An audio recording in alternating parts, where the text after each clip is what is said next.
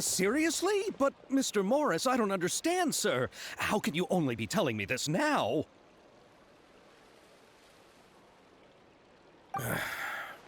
I'm afraid that there's nothing really I can do. I'm really facing a crisis. My hands are tied. But what about my film? Well, I'm afraid you'll have to come up with something on your own. Take it from me. Sometimes you just have to let things go. Same goes for this film festival.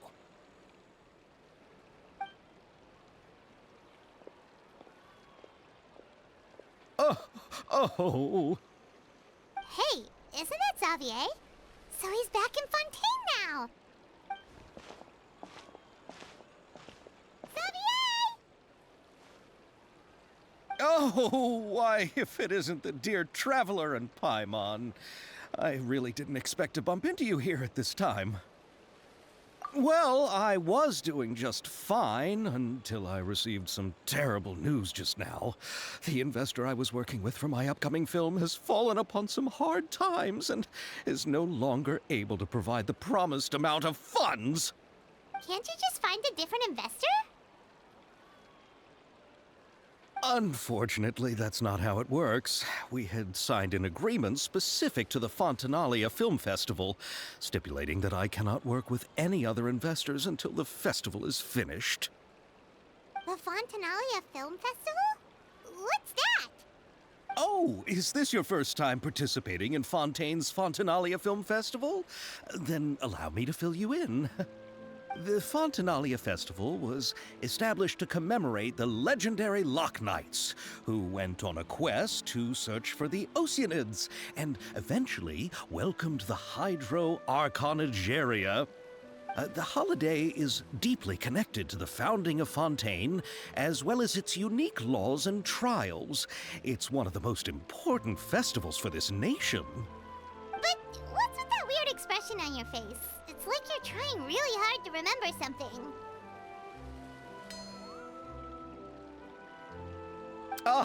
I was just trying to recall the exact description from the books, in order to avoid any unnecessary arguments over semantics. I usually try to recite things straight from the source. Well, either way, Paimon thinks she gets it now. It's just like the Windbloom Festival in Mondstadt, and the Lantern Rite in Lille. Yes, those are festivals of a similar variety. Who doesn't like a good festival?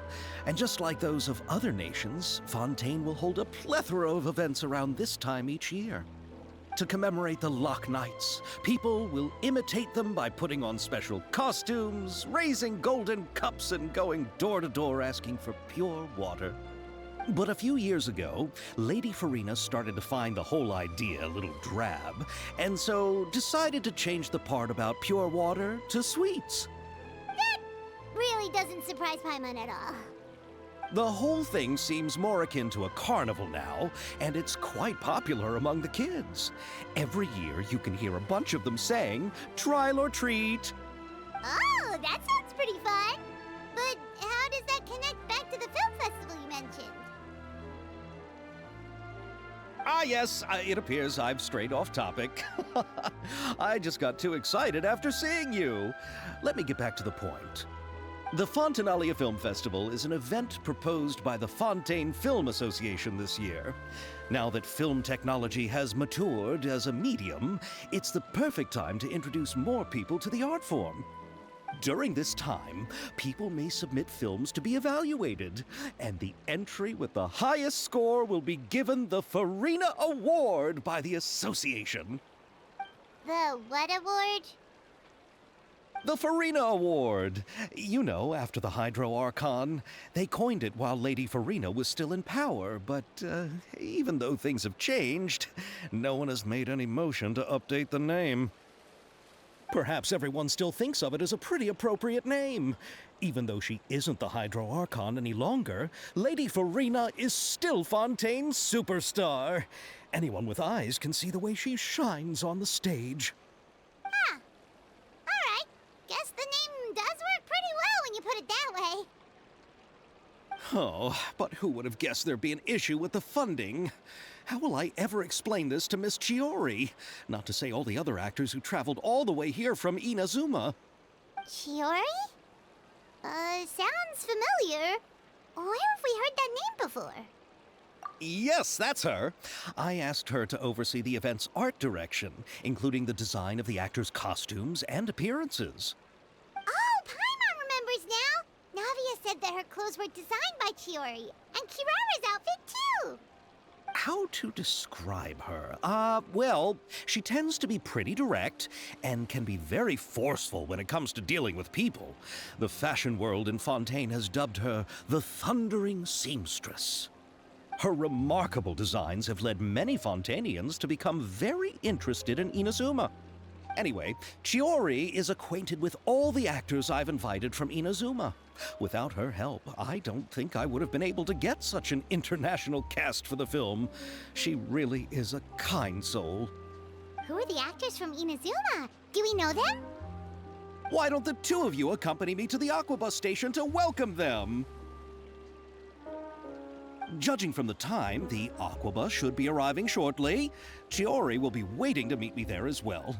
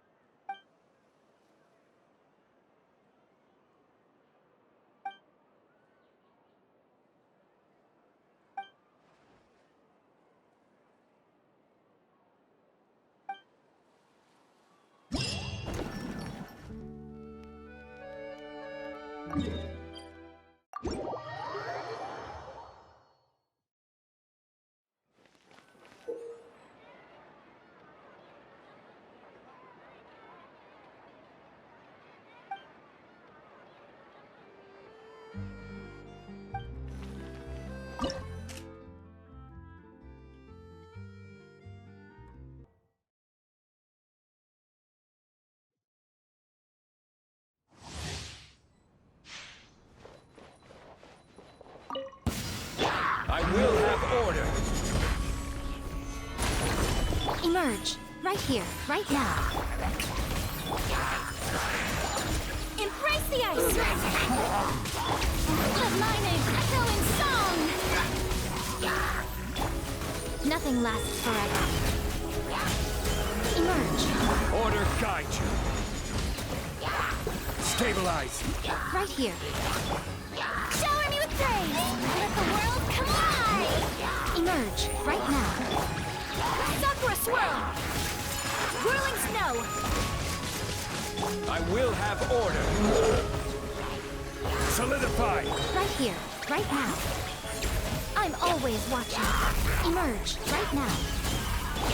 Let my name echo in song! Yoo-hoo! Kami Satorat! Sumetsu! Order guide you. Stabilize!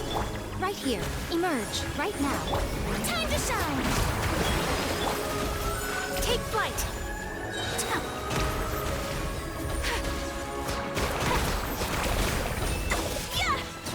I will have order. Right here. Right now. Nothing lasts forever. Whirling snow! Embrace the ice!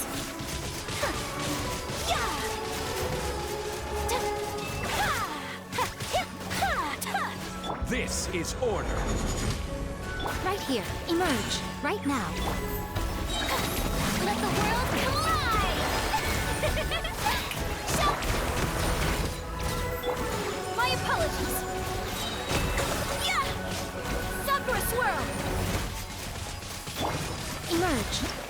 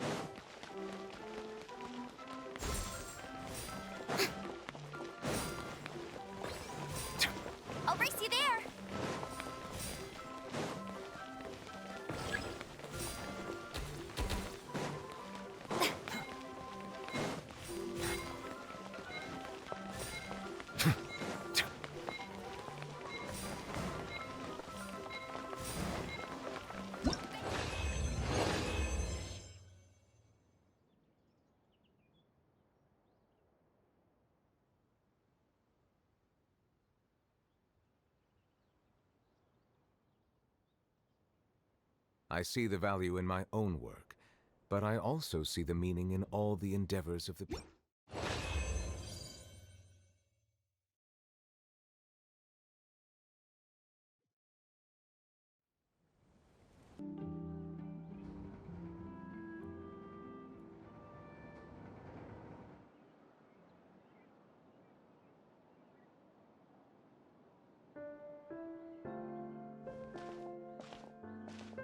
Miss Chiori? Your talk with the investor sure went fast. The Aquabus hasn't even arrived yet. Oh? And who are they? Allow me to introduce you. This is the Traveler and Paimon. Pleased to meet you. Likewise! We've heard the owner of Chioriya Boutique is a skilled seamstress, so it's a real pleasure to finally meet you in person. Why, thank you. I strove to create an outfit that matched her high social station as the demoiselle. So tell me, what happened? I can tell the conversation didn't go quite as expected. Well, it's like this.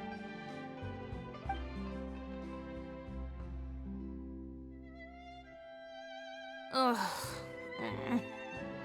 I know, Chiori, you don't have to say it. You did remind me that this investor was a little bit sketchy. Yes, there's no doubt about that. But how could I pass it up? He offered me twice as much as the others. And therein lies the problem. Yes, but just put yourself in my shoes. After obtaining such an excellent script, it's only natural that I would want to make the most of the film. The budgets that the others had proposed were nowhere near enough. It's difficult to find someone willing to front such a large amount of mora, so... Don't be sad, Xavier. We might be able to help scrounge up some more together for you. Oh, thank you, Paimon. That means a lot to me. But the cost of the film is staggering. I'm afraid that any mora we can scrounge together in a short amount of time won't even be able to cover the actors' fees. We need to move on. What's happened has already happened, and there's no changing it. But now's not the time to give up. What? You're saying that you have a plan? No, that's not what I mean. I'm simply saying I wouldn't give up just yet. The actors I recommended aren't just after Mora after all.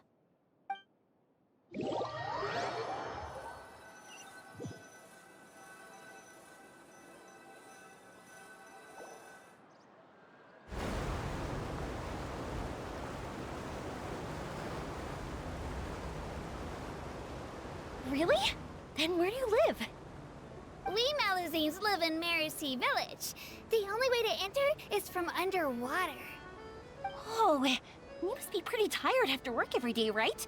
I mean, you have to swim all that way just to go home. We are so thoughtful.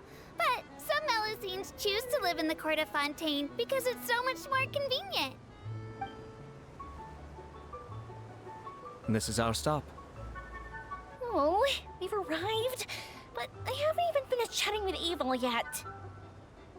I also enjoyed Abel's introductions to Fontaine along the way. Everything you described was so clear and detailed that we can't help but want to hear more. Thank you so much. I'm usually working here on this Aquabus, so I hope I'll have the chance to see you again. There are still many more places I'd like to introduce to you.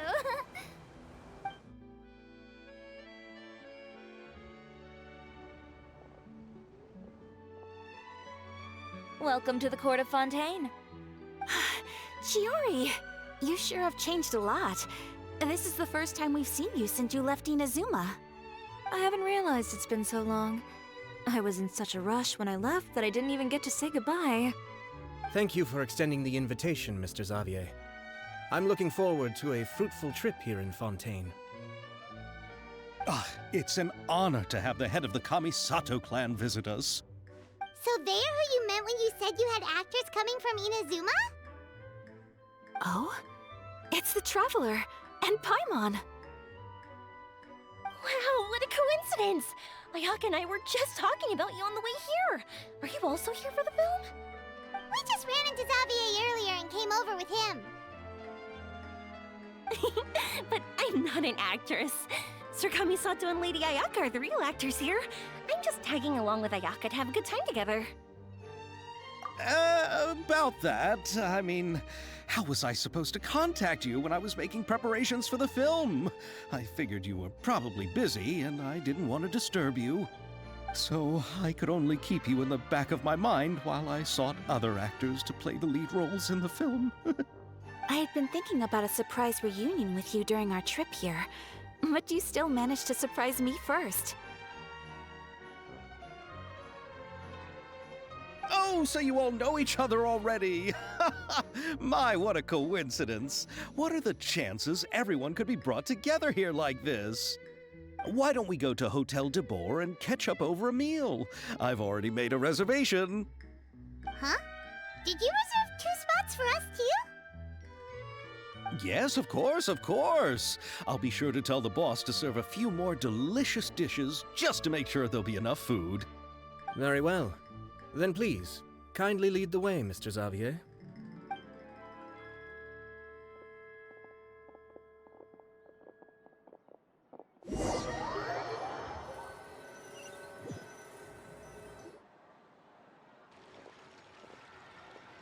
Wow, the buildings in Fontaine are so tall. Just look at how big they are. And there's the fountain that Aval mentioned earlier. It really is a magnificent sight. And look at that huge spinning sphere! Where does it get its power? Wait a sec! Could it be one of those clockwork mecha we've heard so much about?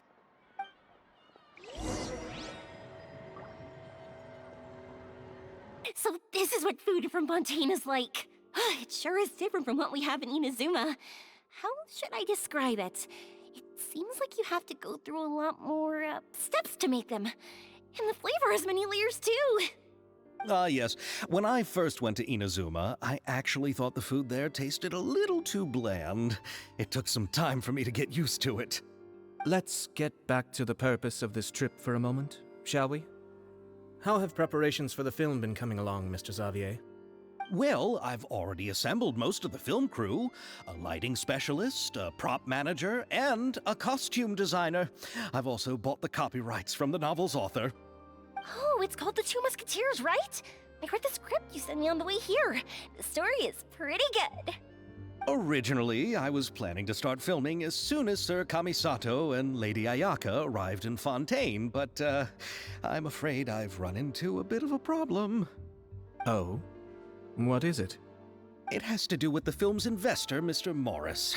He suddenly informed me this morning that he's encountered some financial trouble and will be unable to release to me the amount of funding agreed upon. It's said that Fontaine's legal system is well developed.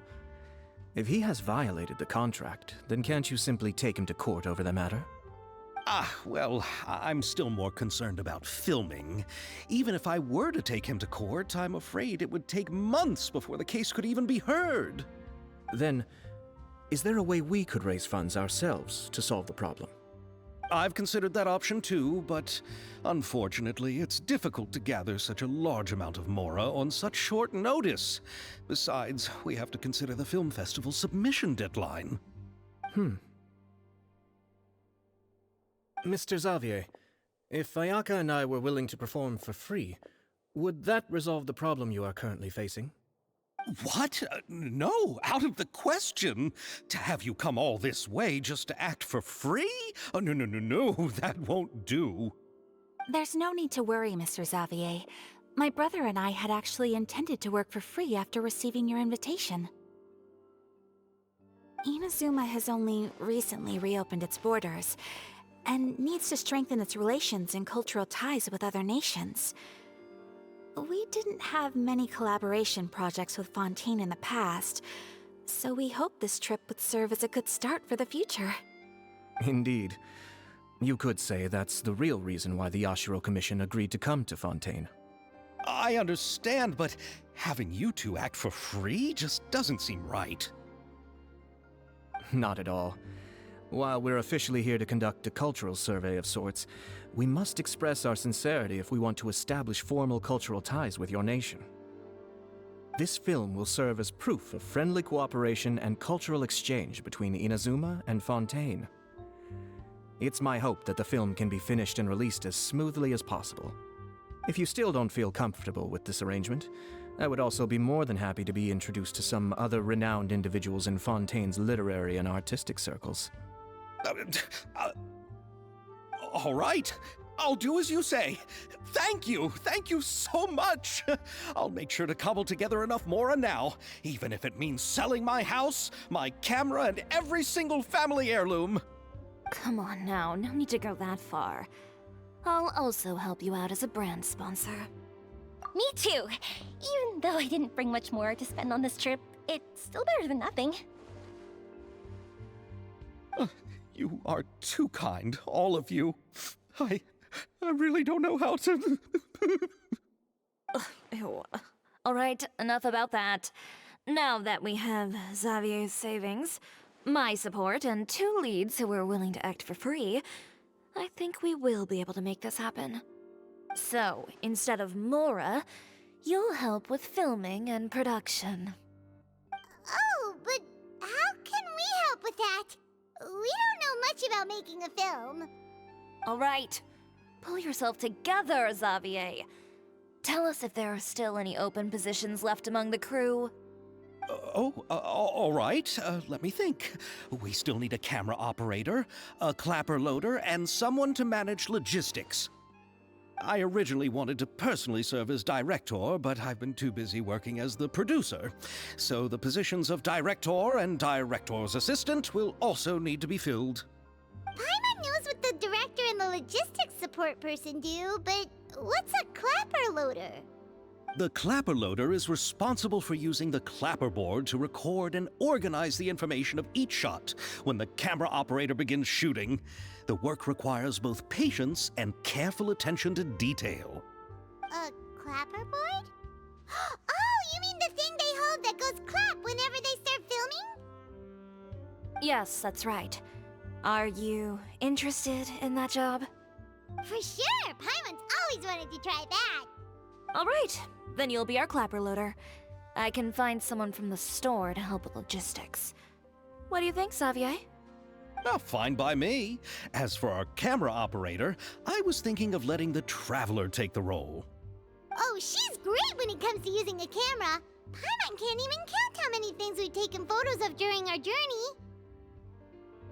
Yes, that's also what I was thinking. I noticed the Traveler had an eye for photography and composition when we worked together previously. I'm sure that's due to the Traveler's journey across Devat and all the places they've seen. After so many adventures, using a camera must be second nature by now.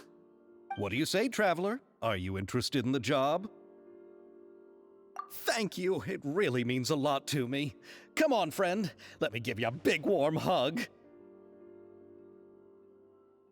So all that's left for us to find is a director and an assistant. Oh, me! I want to be the director's assistant. All we need to do is help the director, right? I can handle that. All right, then all we need is a director. Oh, all the well-known directors in Fontaine are probably also busy working on their own films these days. I'm not sure who will have time to help. Oh, Farina helped out a theater troupe recently by serving as an artistic consultant. She could be a good director, right? Besides, it's not like she has anything else to do right now. Farina? Do you really think Lady Farina would be willing to help us with our humble project? Isn't that the name of Fontaine's Hydro Archon? My brother has already informed me about what happened here in Fontaine. Yep, that's her. She helped out a theater troupe not too long ago, and now she's taking up work as a director. Well, Oh, I saw that musical. Her performance was perfect, and the storyboards were also excellent. Don't let her former identity intimidate you. She's the best candidate we can think of right now. You'll never know until you give her a shot. fine. You're right, Shiori. I'll do anything for the sake of my film. Anything! Then I'll have to ask the Traveler and Paimon to show me the way to Lady Farina's residence. I just hope she'll agree to help. Do you need us to also come along? No, there's no need to trouble you with this. Besides, you've just arrived in Fontaine, and I'm sure there are many places you would like to visit. Just leave this task to me. It's part of my duties as the producer. Very well. Then we'll be waiting to hear the good news. I'll go with you. By the way, you might want to consider bringing a gift. And don't worry, we won't simply drop you off at Farina's place. We know Farina pretty well by now, so having some familiar faces there should help your chances. Besides, the whole thing was our idea in the first place. All right, then I'll start making preparations. As for the gift... A gift for someone who was once seen as the Hydra Oricon. I wonder what she would like. I recall that Lady Farina once fancied a clockwork ring, so perhaps I should get another exquisite clockwork contraption for her. Huh? Can't we just bring some desserts, like the Fontinalia mousse? But wouldn't that be a little too cheap? She does like desserts, though. Isn't the Fontinalia festival happening right now? I heard Abel tell us on the Aquabus that Farina introduced the tradition of going door to door and asking for sweets. To do something like that, she must have a real sweet tooth. I agree with Yoimiya. If the gift is too fancy, it might actually make her feel more uncomfortable. Alright then, let's go buy some Fontinalia mousse.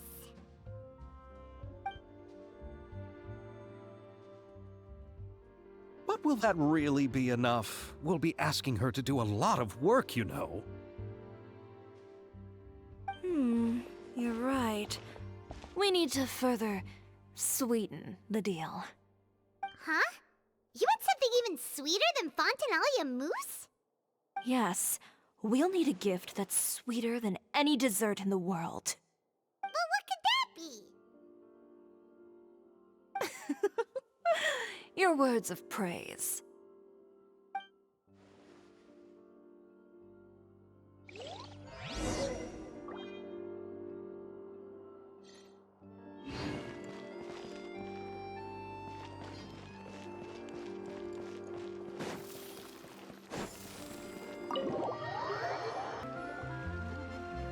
here! This is where Farina lives. Okay, I'll go knock on the door.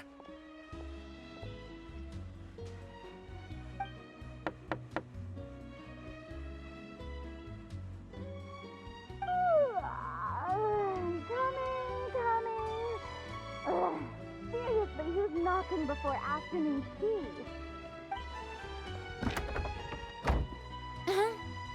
Who are you? Lady Farina, please allow me to introduce myself. I am Xavier, a film director. Hello.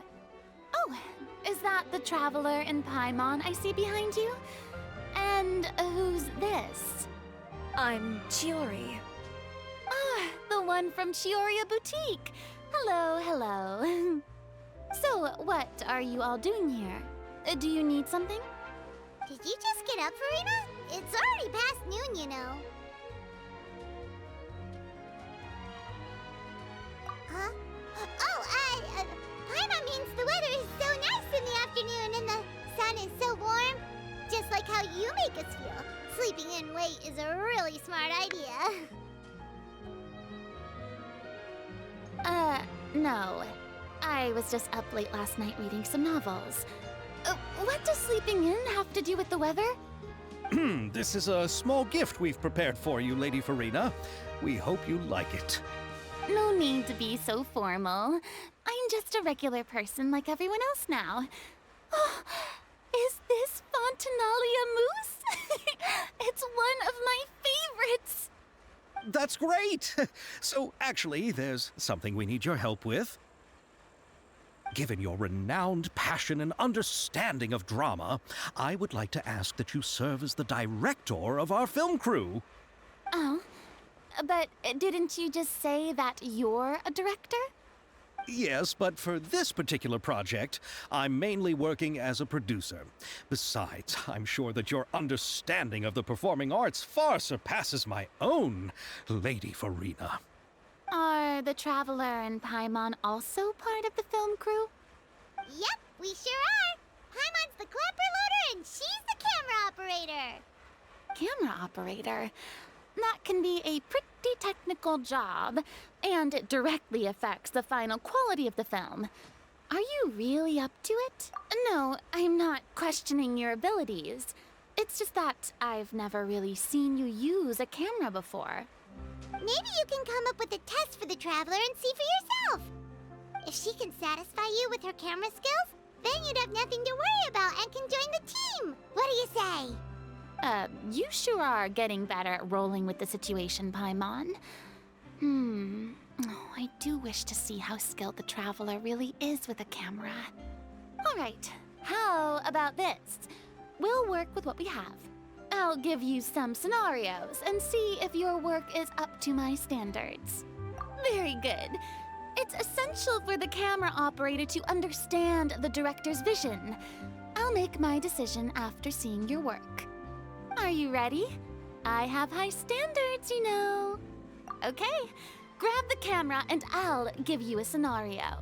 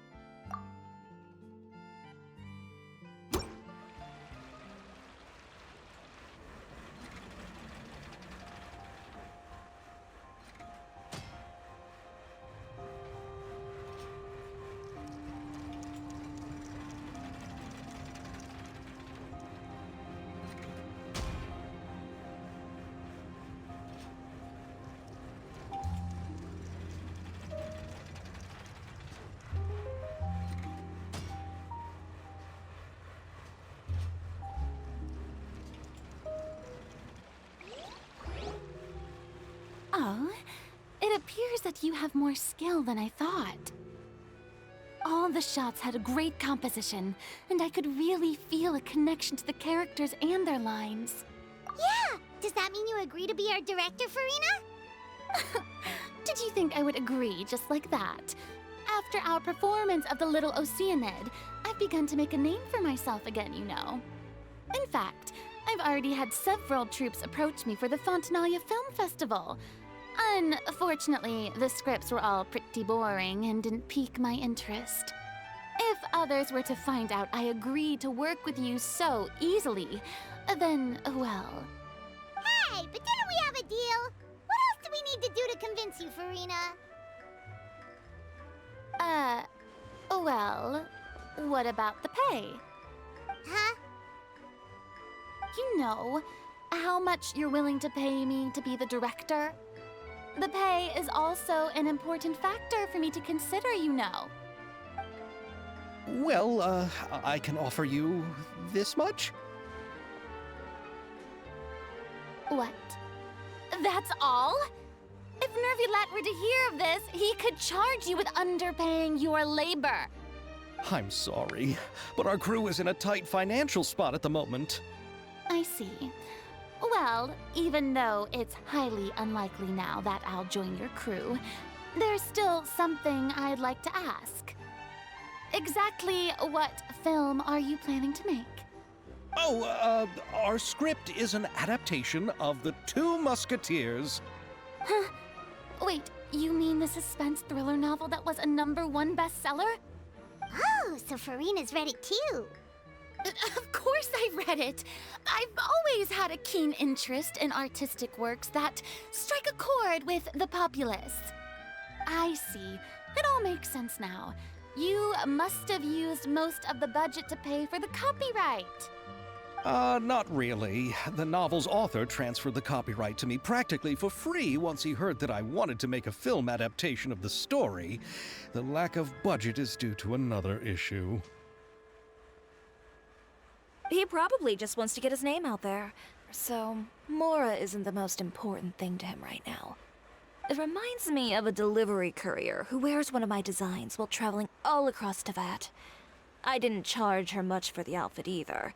The exposure she provides for my brand is well worth it. So, are you a big fan of this story, Farina? Well, it's all right. The pacing of the story is good, but the character relationships could use some work. When I was reading it before, I always felt like some things were left on a rather unsatisfactory note. I have high standards, you know. Ahem, Mr. Xavier, if, hypothetically speaking, I agree to be the director, how much freedom would I have in terms of script revisions and creative interpretation? Oh, as much freedom as you would need. I wouldn't dare doubt the tastes of Fontaine's greatest star. Good. Then I'm free to alter the script as I see fit? Absolutely, no problem.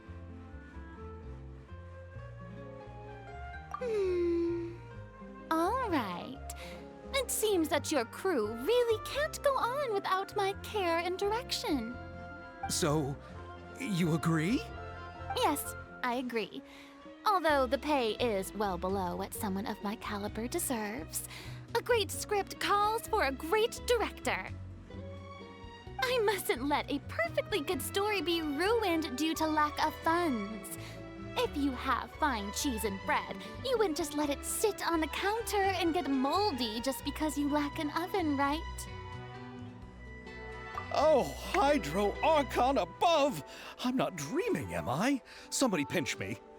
There's no more Hydro Archon, you know. And it's still a little early to celebrate. There's a lot that goes into shooting a film. Although the trickiest tasks of finalizing the script and casting the actors have already been taken care of, we'll still need to reserve filming locations. Not to say set up lighting and props. And by the way, since we'll be filming The Two Musketeers, we'll need to find an action choreographer. Ideally, a professional who has actual experience with muskets. Yes, I've thought about this as well. I was hoping that you might know someone who could handle the job. Me? If this was before, I could have simply asked Florand. But it's already been some time since I last talked to her. Navia can also use firearms, but unfortunately, her style is quite different from that of the characters in the story. Could we ask the Special Security and Surveillance Patrol? Oh, you mean the Special Patrol's Musketeers? Yes, that's right. They work with muskets every day. I can't think of anyone more qualified than them. They would be under Nervilette's jurisdiction. Unfortunately, I don't have any connection with them at all. So, in the end, we still have to start by talking to Nervilette. No need to go to all that trouble. I know their Captain Chevres. Oh, you do? Wait, Chiori, how do you know the captain of the Special Patrol's Musketeers? No particular reason. Running a business means dealing with some trouble from time to time, and she's helped me out on a few occasions. In return, I've helped her handle a few situations in which the Special Patrol couldn't get involved directly. So, we've gotten to know each other over time.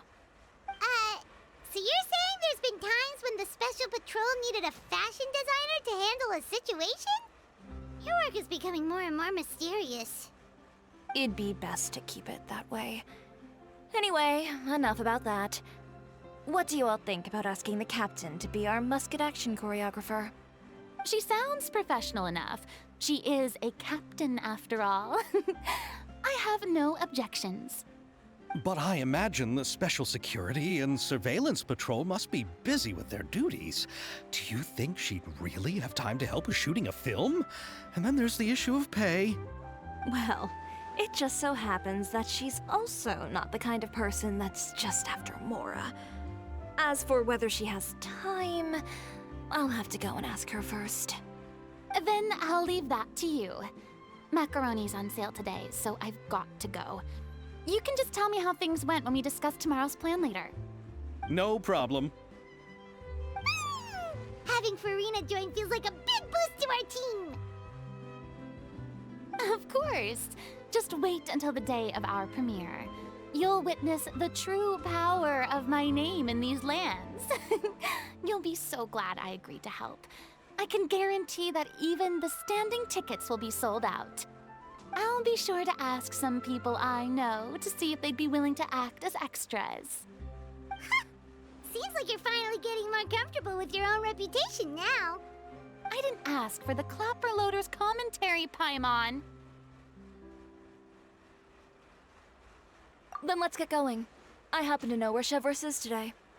By the way, I'm curious. If my pay is so low, then what about our two lead actors? Didn't they travel here all the way from Inazuma? Actually, they told us that they see the trip as part of a cultural exchange, so they didn't ask for any pay. What? So is every person in Tevat who doesn't want money gathered here to shoot this film? Don't tell me Chiori isn't being paid either. I already knew Xavier from before, and he's also agreed to give my brand some good exposure. It seems the gods have really smiled upon you, Xavier. And that certainly doesn't include me, mind you.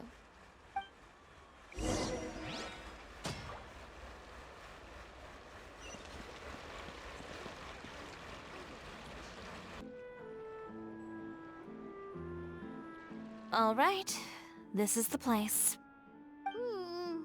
But where's the captain? There's hardly anyone around here. She's over there. The one with an eye patch reading in front of the newsstand. Oh, her! Paimon could tell there was something different about her. She seems kinda intimidating. Please wait here for a moment. I'll go fetch her. She's working now, so you might not want to get in her way. Working? But isn't she just standing there and reading a novel? Just trust me. Oh, alright, let's see what happens then. Chiori sure is a mysterious person. She claims just to be a fashion designer, but she knows all these powerful people. The court of Fontaine isn't particularly tolerant of visitors from overseas, so it isn't easy for a foreigner to promote their brand here. Even more so in the competitive world of fashion. Even a local like me just trying to make a film has to face all kinds of challenges. So I can only imagine what Chiori has been through to get where she is today. I'm sure that having more connections has definitely worked in her favor. Reading on the job? Detective novel. One main character? No. Multiple. Branching storylines. I see. How's the plot coming along? One of the main characters is about to make a choice that will affect the rest of his life. I'd wager he's going to make the wrong choice. Any way to speed things up? There's something I need your help with. You know that doesn't depend on me. It all comes down to what the character chooses. Which is exactly why I'm here to help.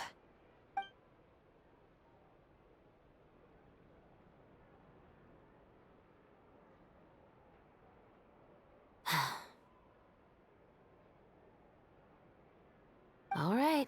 It appears he made the wrong choice in the end. Halt! Huh? What's going on? Hand over whatever you're holding. Oh, it's just a book. I didn't buy anything else. Then I'm sure you wouldn't mind letting me have a look.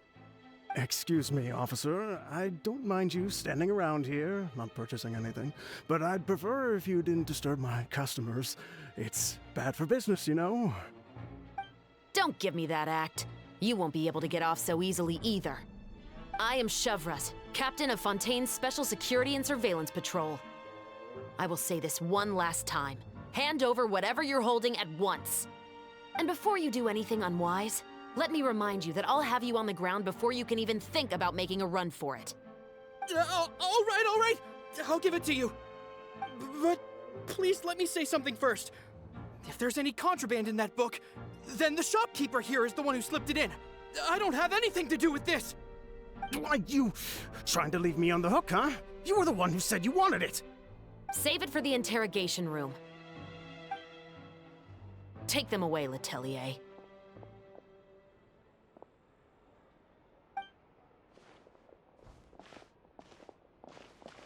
What's going on here? One second you're reading a book and the next you're escorting people away. And who are... Oh!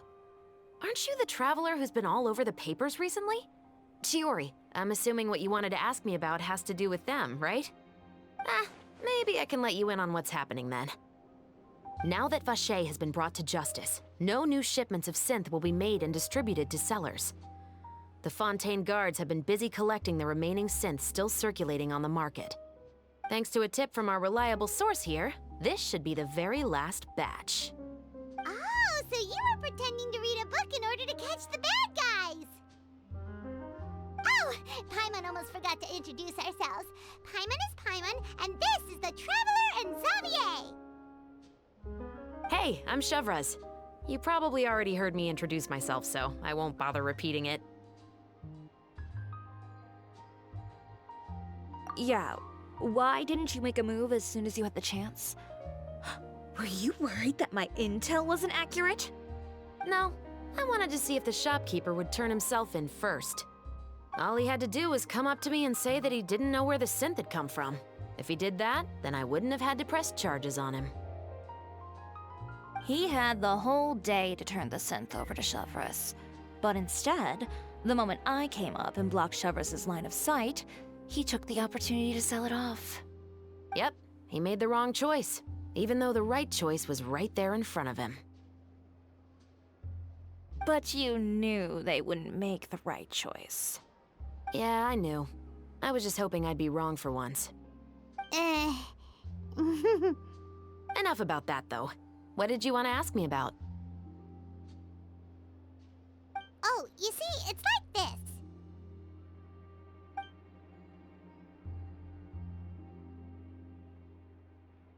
The Two Musketeers. You certainly have a good eye for a story. So what do you need me to do? Just be the action choreographer for the actors? Yes, that's right. I want to make sure we get all the details right. I want the actor's posture and understanding of firearms to be as realistic as possible. However, I'm afraid this work will require a bit of your time, since you'll have to be present whenever we're filming. Also, as for the pay... No need to say any more. I'll join. Huh? Just like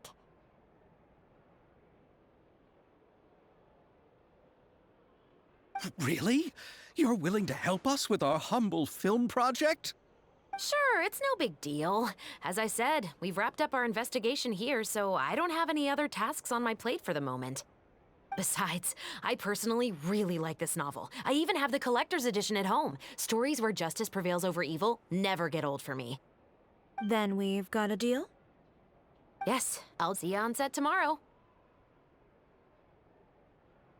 Oh my! I can hardly believe it!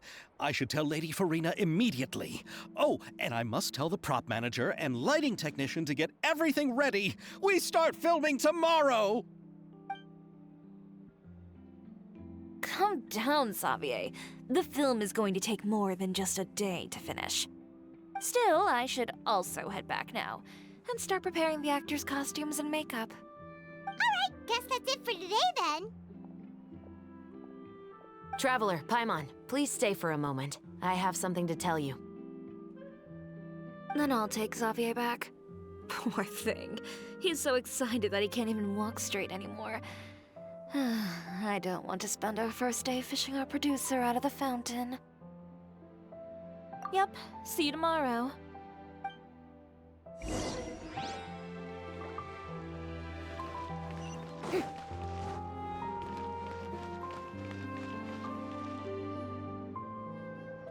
So what did you want to tell us, Chevres?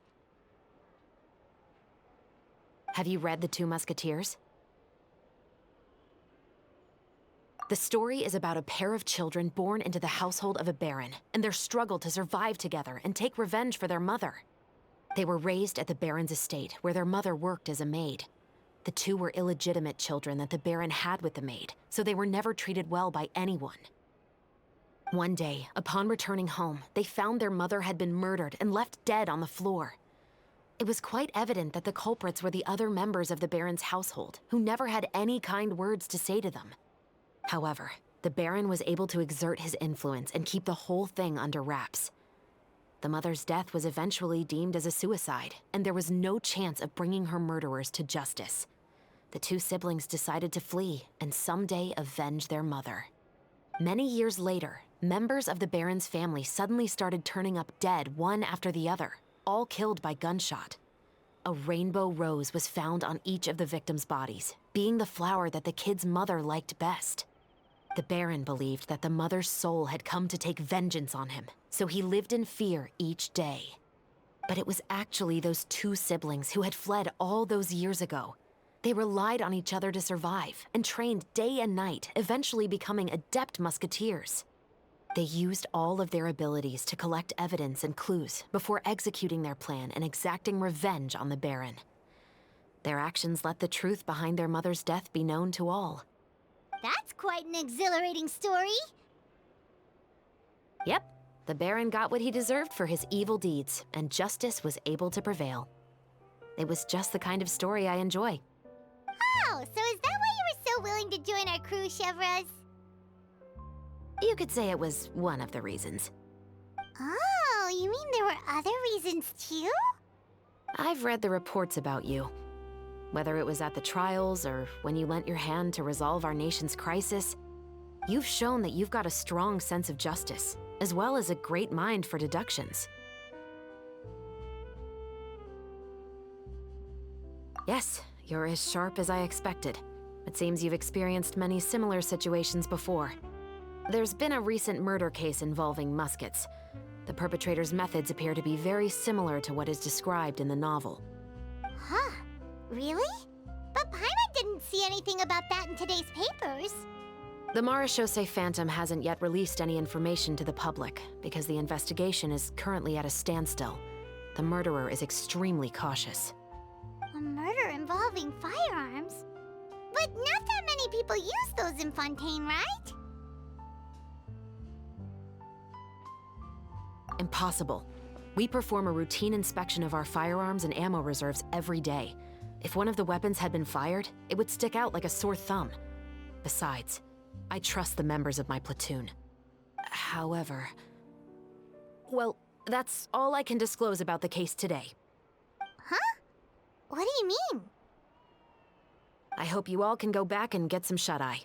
You can decide tomorrow whether or not you'd like to join the investigation with me. I'm aware this might not be the ideal time to add more to your plate, but the more capable people we have, the better the chances that justice will prevail. Carrying out investigations isn't actually supposed to be our responsibility. Our job is to apprehend the perpetrators. Finding them is really up to the Marechaussee Phantom. You could say I'm taking part in the investigation out of personal interest.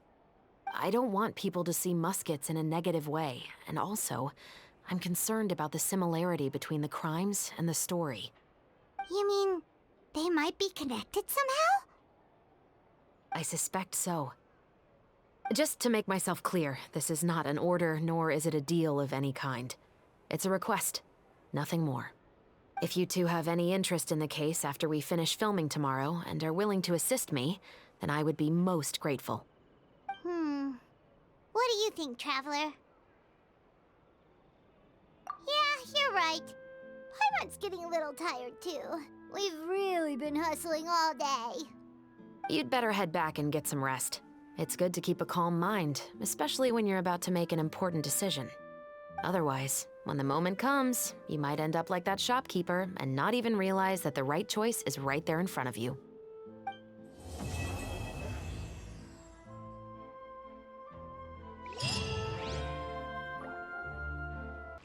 Ayaka! Yoimiya! You're already here!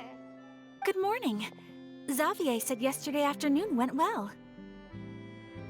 Yeah, and how about you, Ayaka? What were you up to yesterday?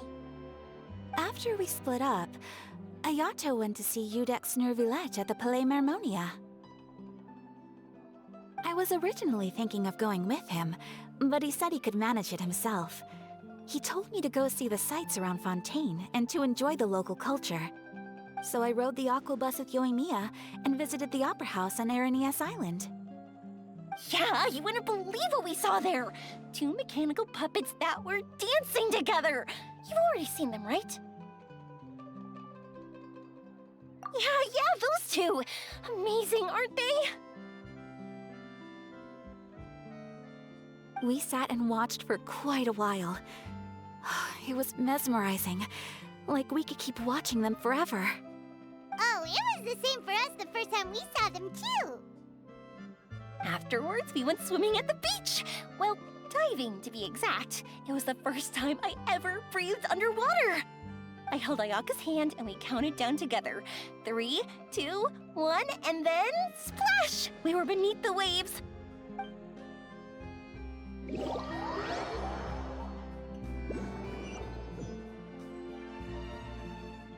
At first, I didn't dare to open my mouth. But once I couldn't hold my breath any longer, I decided to take a big breath in. Turns out the water wasn't as salty as I imagined. It didn't really taste like anything at all. Before I knew it, I was breathing like normal down there.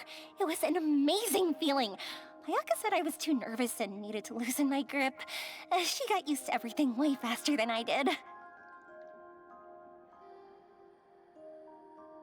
I knew that the Traveler could do it, so I had no doubt we could do it too.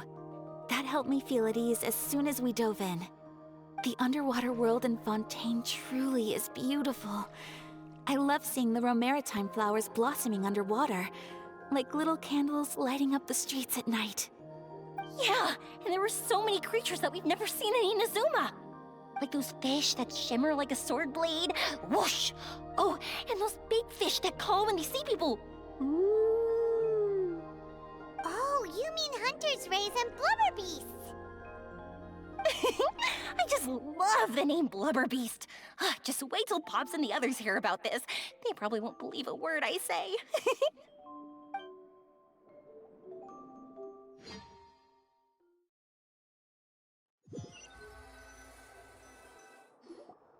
Yoimiya was down there for quite a while. It was dark before we finally rode the aquabus back to the city. I figured she'd want to sleep in today. Yeah, even I was worried I wouldn't be able to get up. I still felt like I was drifting in the waves when I went to sleep last night. But as soon as I woke up today, I remembered that we'd all be shooting a film together, and I was ready to go. Speaking of the film, where's everybody else? My brother and Xavier were speaking to the restaurant owner about using the place as a filming location. They should be here soon. As for the others, we're here. Please excuse my tardiness. I just finished the Special Patrol's 6-mile morning jog. Wait, 6 miles? I'm so tired. I heard you all chatting, so I decided to come down. I sure could use some of that endless energy everyone else has. Good morning, everyone. Morning. Can someone fetch me a cup of coffee? More milk, hold the sugar. Sure, I'd be happy to do that for you. No, you can't go anywhere. Please, have a seat over here so I can get started on your makeup. The last thing I want is coffee stains on my costumes. I can get the coffee. It's the perfect job for an assistant.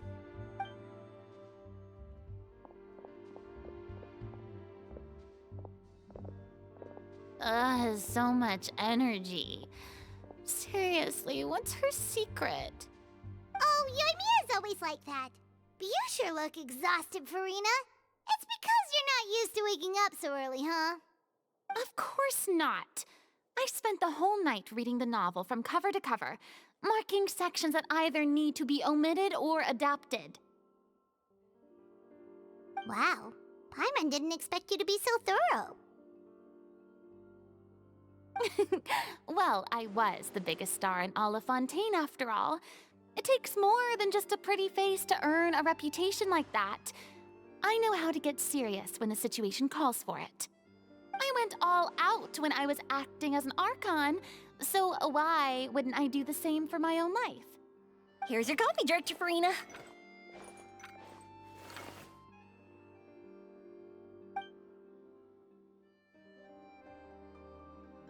Oh, thank you.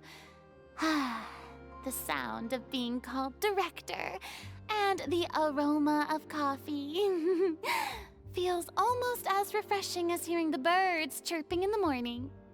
Ah, it seems everyone has managed to arrive on time. We've reached an agreement with the restaurant owner. We are free to use the second floor to shoot our film. Really?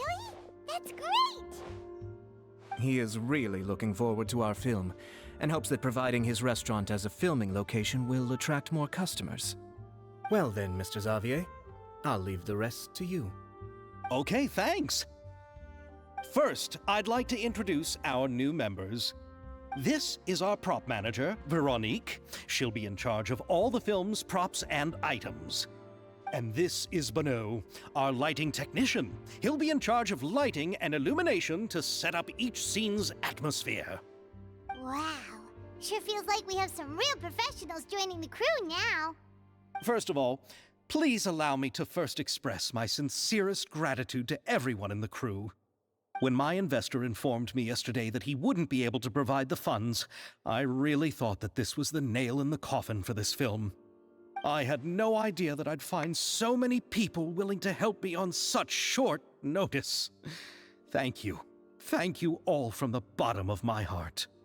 No need to be so cordial, Mr. Xavier. We're all honored to be a part of this. Your works made a profound impression on me when I saw them back in Inazuma. I am sure that someday, this film will be remembered as a prime example of cultural exchange between Fontaine and Inazuma. Yes, the story is the reason I agreed to join. I can't bear to even imagine what this film would look like without the very best director. Anyway, I would like to make a promise to everyone that as the producer of this film, I'll do whatever I can to ensure that everything goes as smoothly as possible. This is not just my film. It also embodies the thoughts and feelings of every person here, as well as the endless effort we are about to pour into it.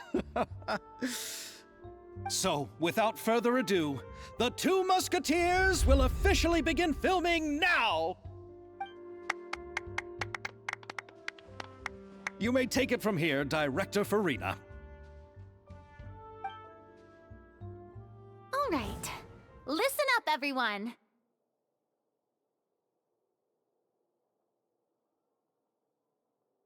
The first scene takes place when the two young musketeers are living at the Baron's home, still unaware of all that is about to happen to them. We'll need props and lighting to set the scene. Our lead actors can go get their makeup done, and extras, please take this time to go over your positions. Whoa. Seems Farina's really kicking things into gear as the director. Is everyone clear? I don't want anyone traipsing around the set like umbrella finches. All right, cameras will start rolling as soon as the set is ready. Let's make a film that'll make some serious waves in Fontaine. Not the kind of waves that drown people. I mean, the good kind of waves. Seems like she's still a bit traumatized by that. Anyway, let's go see if there's anything we can do to help.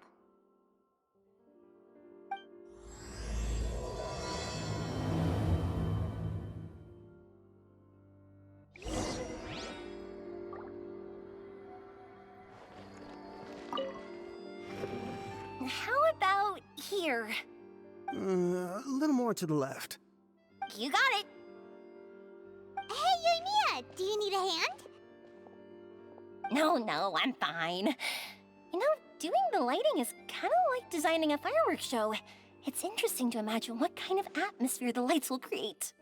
I heard that the Traveler will be operating the camera and Paimon will be the clapper loader, right? Those roles are just perfect for the two of you. Really? Is that because it'll be easy for Paimon to hold the clapperboard while flying? Well, sure, there's that, but that's not exactly what I meant. I just think that after all your journeys together, you two must have developed a super close bond and just naturally know how to work with each other. If I'm not mistaken, the director will want the cameras rolling as soon as the clapperboard goes clack. Oh, I see. It's amazing to see the magic behind filmmaking. Yoimiya, we need lights over there, too. Oh, on it! I've got to get back to work. Chat with you later. Oh, it's exciting to see so many people working together to bring the film to life.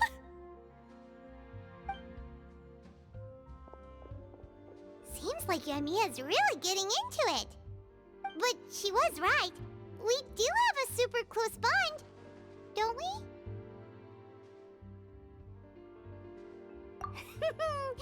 Paimon's really happy to hear that.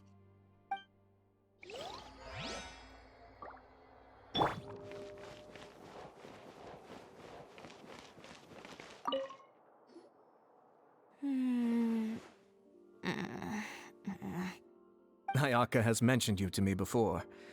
She said that you two were great friends when you were kids. No talking. I'm thinking about how to do your eyeshadow. Ah, yes. To help me really look the part. To achieve a more young and naive look for this scene. Are you saying the wrinkles around my eyes are too deep? You just have too much of a calculating look in your eyes. You sure don't mince your words. It seems you really haven't changed much. Quiet.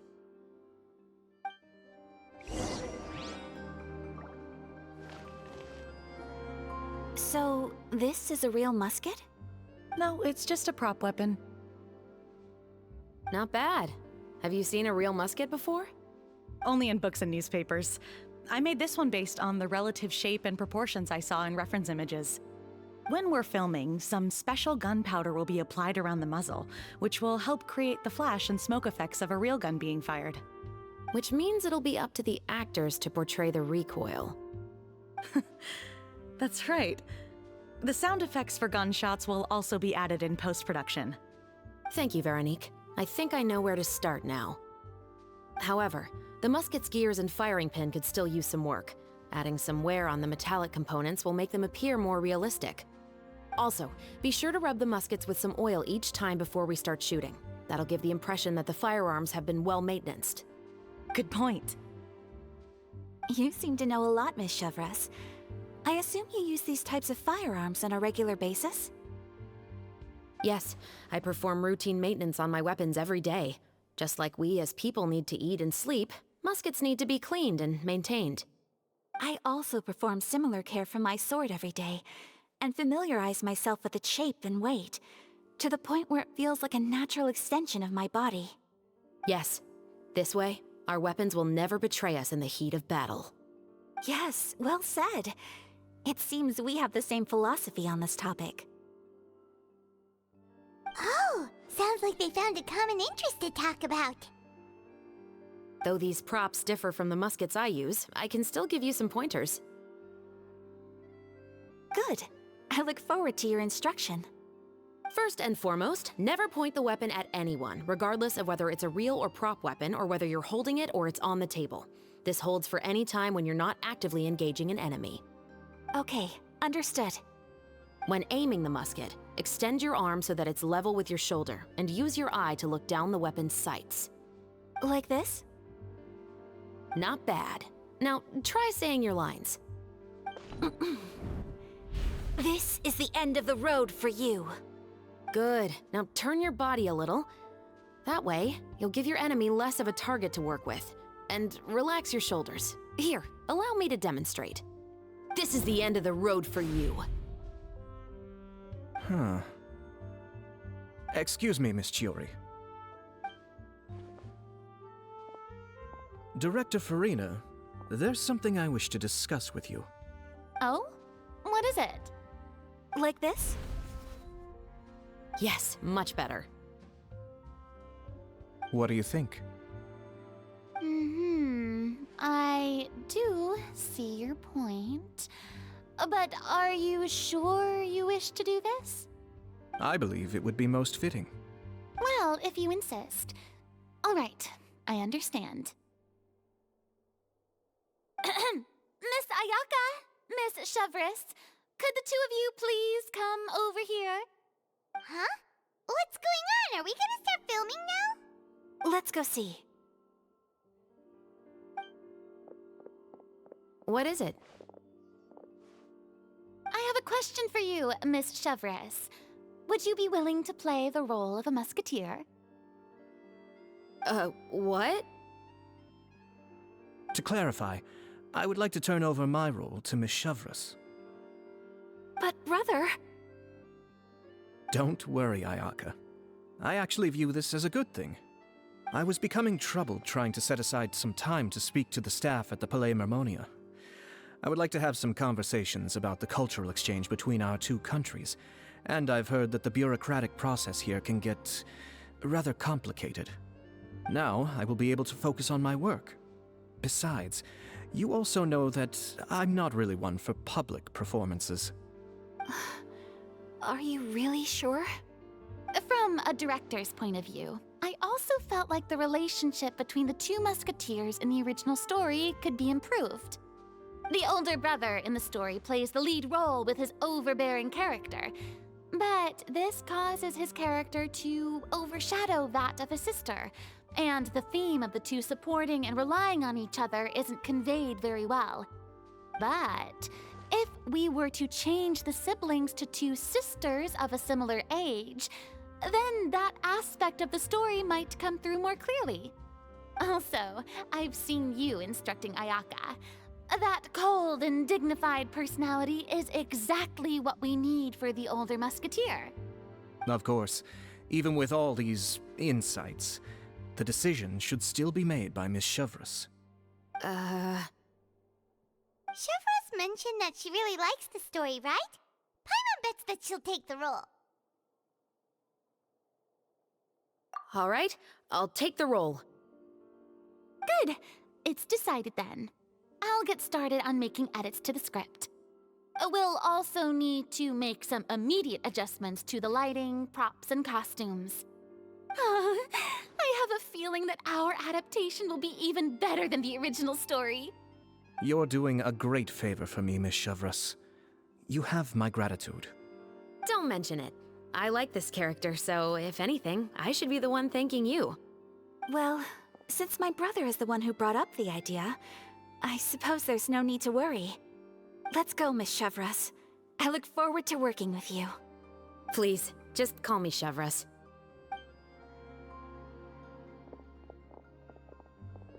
Seems like you're really going out of your way to solve the problem I was having with your makeup. Surely you jest, Chiori. I assure you that I was mostly motivated by a desire to spend more time on formal business. Oh, come on. You really think I'd buy that?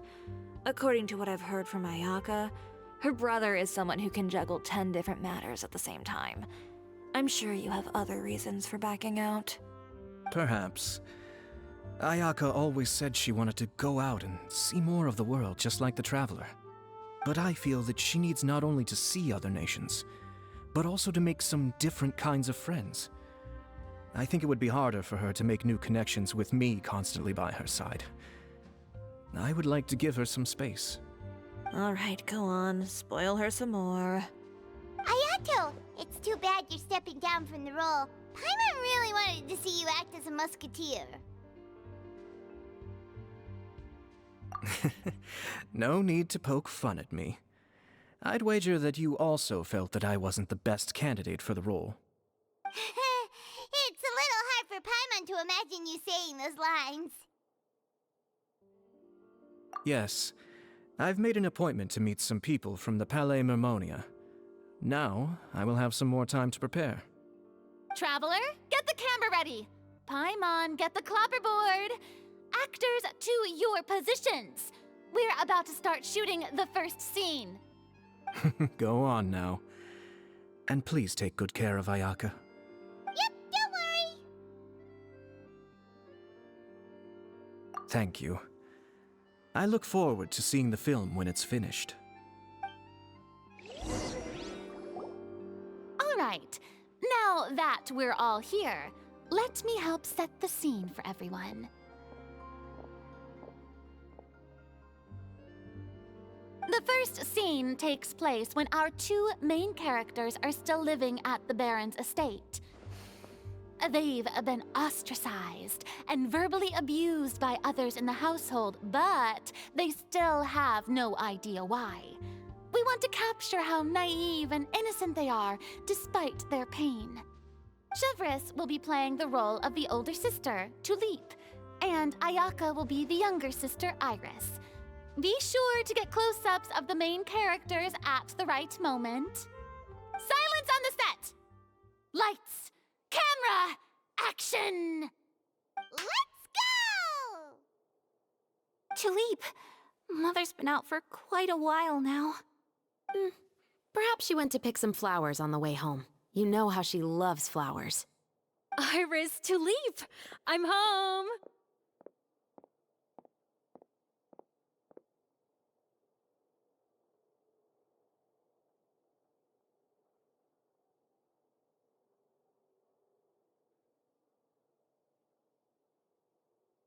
Mother! You were out for so long, we were beginning to worry about you. Oh, I'm sorry, but I'm back now, safe and sound. Here, I brought your favorite treat, apple turnovers.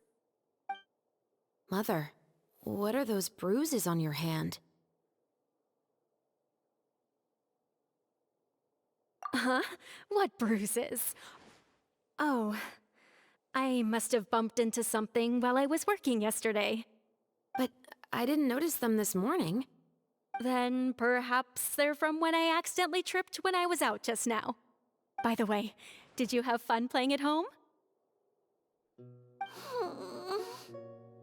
What's the matter, Iris? Well, we've realized that no one really wants to play with us. They even took Iris's doll and spat at us. And they even called us names. They said we were... Shh! It's all right, don't worry. Girls, listen to me.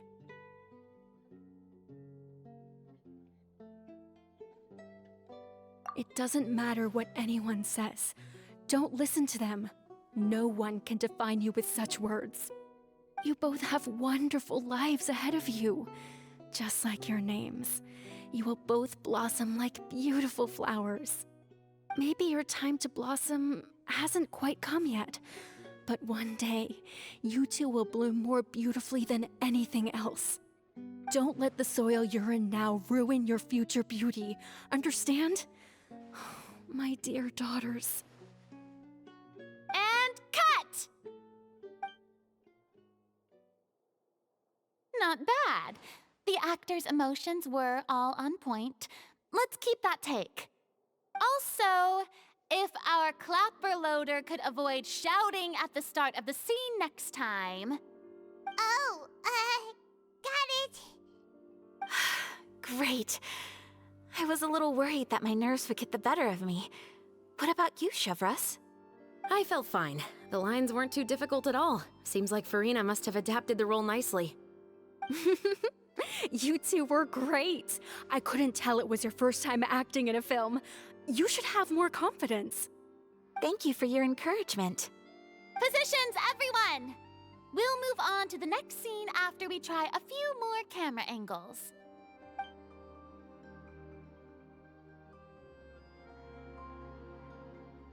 This scene is when our two characters return home, only to discover their mother has been murdered.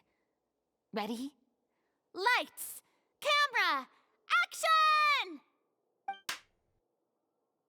Mother, we're back!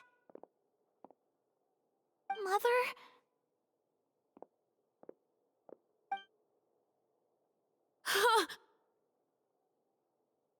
What's wrong, Tulip? Iris, stay away! Huh? Why? What's... Mother! Mother... She's...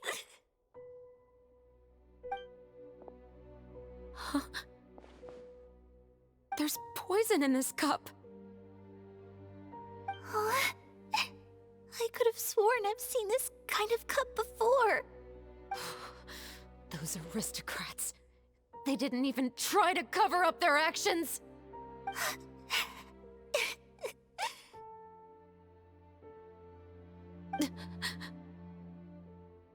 Iris, we need to leave this place. Leave? But now that Mother is gone, where can we even go? Anywhere. All I know is that we can't stay in this house. But are we just going to let them get away with this? We'll have our revenge, I promise you. Just not right now.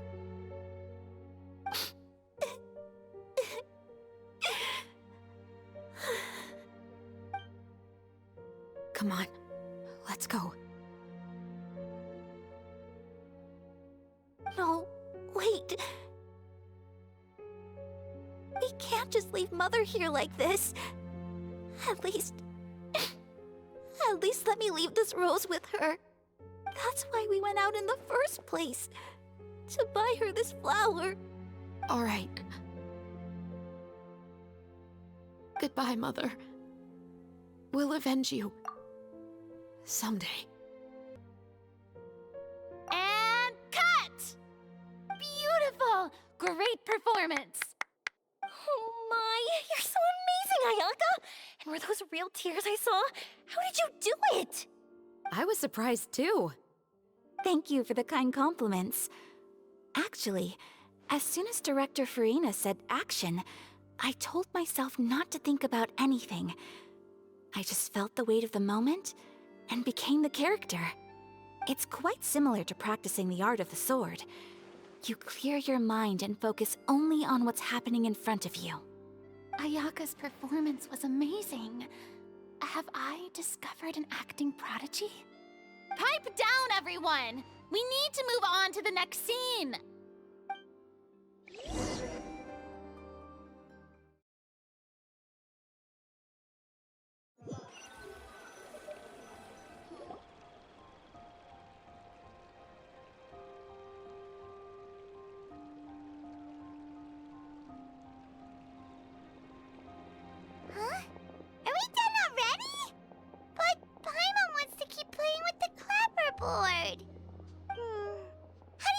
Traveler. Is your arm sore from holding the camera all day?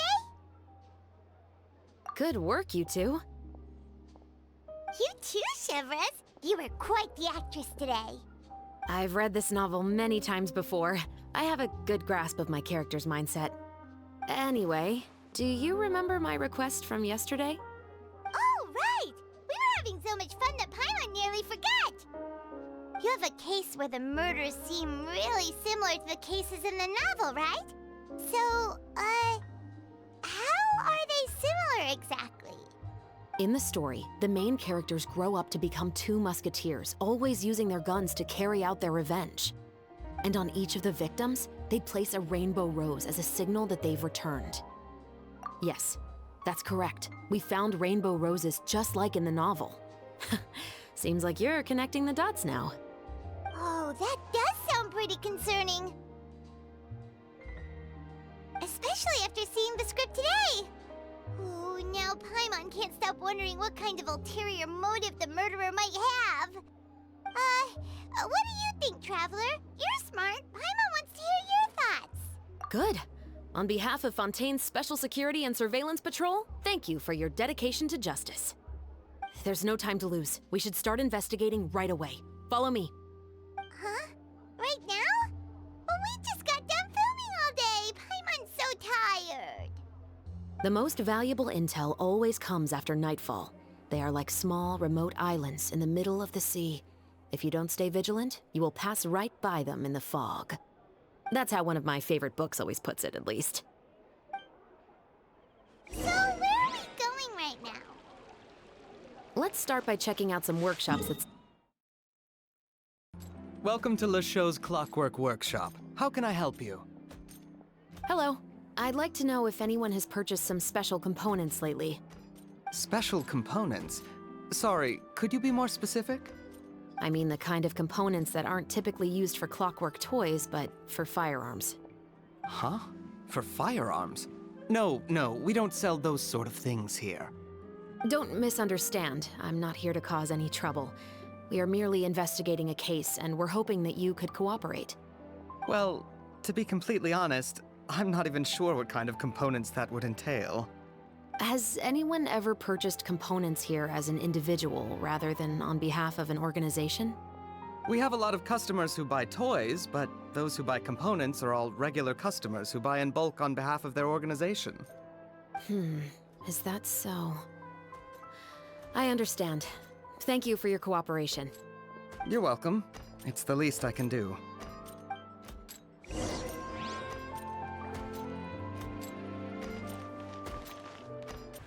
Oh, hey, Chevres. Run out of oil for your musket again? Hello, Estelle. I want to know if anyone has come to your shop recently to order some firearm components. Oh, is this another case? Let me think. I don't think so. Some people have requested that I make some prop guns for the Fontanalia Film Festival, but I refused all of those requests. Oh? Why's that? Because there's no profit! I only make things here that can do some real heavy lifting. I don't have the energy to make some new molds just for the festival. Then has anybody come specifically looking for mechanical components? Well, I usually sell off my scrap to the Fleuve Cendre. I don't typically give them to one specific person. I understand. Thanks for your cooperation. Don't mention it. Always happy to have the Musketeers' patronage. Seems like we haven't found any leads to go off yet. Yeah, unfortunately. All right, let's head to Fleuve Cendre next. Huh? Are you sure? People might not be so thrilled to see the captain of the Special Patrol there. You think so, huh? Then I guess you don't know. Huh? Know what? That I grew up in Fleuve Cendre.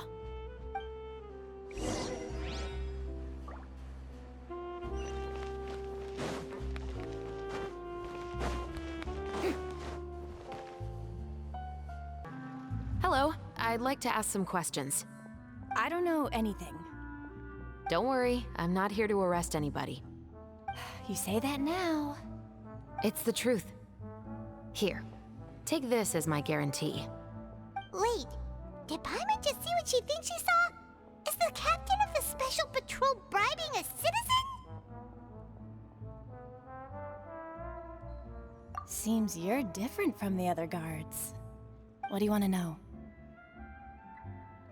Have you heard anything related to Muskets in Fleuve Cendre lately? Anything at all? Muskets, huh? All I know is that about 2 weeks ago, we started hearing some loud noises at night. So loud that it's been waking me up. Were they gunshots? Possibly. It's hard to tell around here. Someone's house collapsing, a pipe exploding somewhere, it's all the same. But the noises I'm talking about definitely happened after I fell asleep. Do you know where the noises were coming from? I don't remember clearly. Is it that you don't remember, or that you need to think about it some more? You tell me. Then please, think about it some more. She's giving her even more Mora!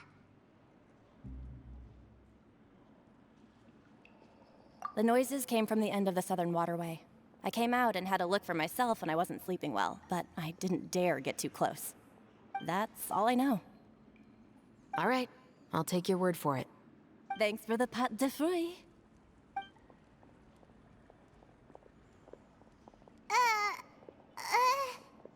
No need to be surprised. I grew up here, remember? I know how to get people around here to talk. Seems you catch on pretty quick. Now then, let's keep going. I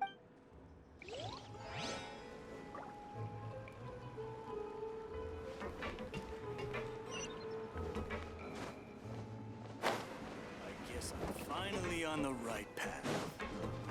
Those parts. What's taking him so It's been a while, Tetro. Please, just get on with your request. I want to know if you've heard anybody talking about muskets lately. Information isn't free, you know. I've heard that bandits have been extremely active in the countryside recently, and they've been affecting the delivery of goods to Poisson. I can allocate some more manpower to help out with that problem. What do you say? You're still as helpful as ever. One of our men got drunk at dinner about a month ago and lost his gun. 3 days later, it turned up in the corner here. What's weird about that? He just forgot where he put it, right? This is Fleuve Cendre, my friend.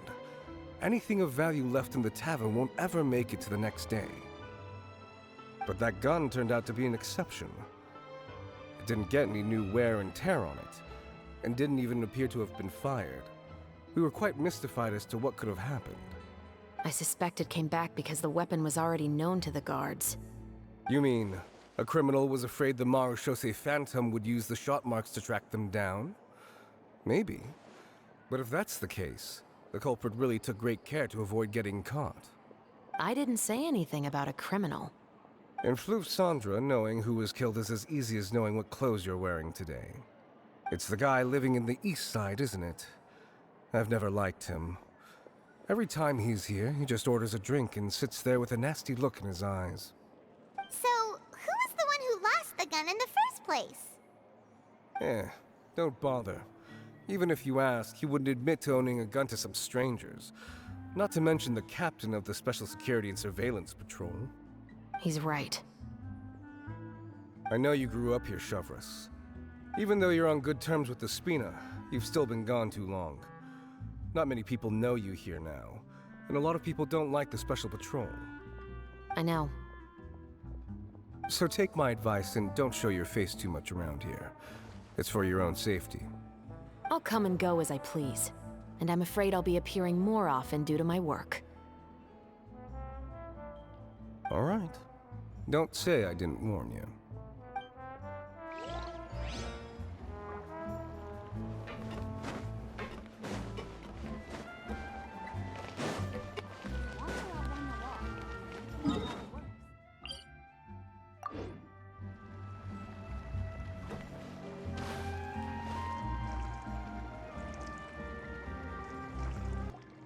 What's all this? broken planks and barrels, as well as some liquor bottles? Yes, but have a closer look, Paimon. Even though somebody has purposefully tried to clean them up, these are obviously marks from musket bullets. In other words, someone was here trying to improve their shot. They were using the barrels and bottles for target practice. Could it have been the killer? Your guess is as good as mine. Although many people at Fleuve Cendra own guns, few hide the fact from others. And even fewer would go to such lengths to hide markings from practice shots. Anyway, let's go. There might be more to this.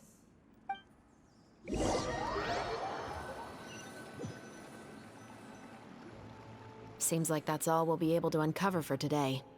Paimon feels like we managed to learn a lot more here than up on the surface. Yes. Assuming that everything we found is indeed connected to our suspect, then their timeline was probably something like this. A month ago, our suspect found a gun and took it home to disassemble it.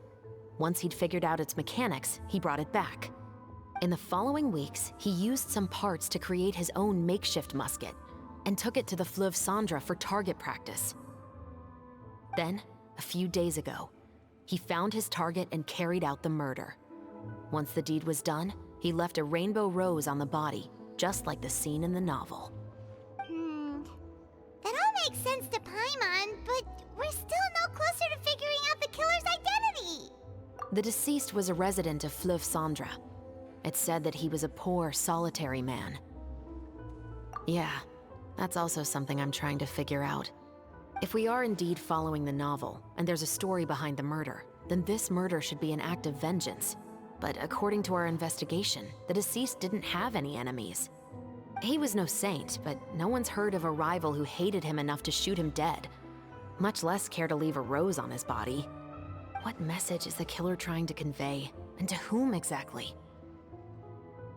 We've thoroughly investigated that possibility. He claims to have spent the whole day at the Opera House on the day of the murder, and the staff there have confirmed his account. Okay, so he has an alibi. Not only that, he lacks a credible motive as well. He has a family of his own, and both of his parents are still alive. I've looked into his records. He was adopted at the age of 6, and all the proper procedures were followed. There are also records of him at an orphanage before then. In the story, the mother of the 2 musketeers was murdered after the children turned 10. Of course, he could have changed the children's ages, but I don't want to assume anything without evidence. More importantly, I've also had a chat with him in person. He didn't seem like the kind of person who would pull the trigger to kill a man. Then, what should we do now? We have all this new information, but it doesn't help us move forward. Investigations take time. I didn't expect us to catch the culprit in just a single day. How about this? Let's spend the next few days filming with the crew. We can continue the investigation once we're done with the film. I'm sure that given time, new leads will present themselves. Wait, but weren't you saying Intel is like small, remote islands in the middle of the sea just a moment ago? Wouldn't you just miss them if you were to stop looking?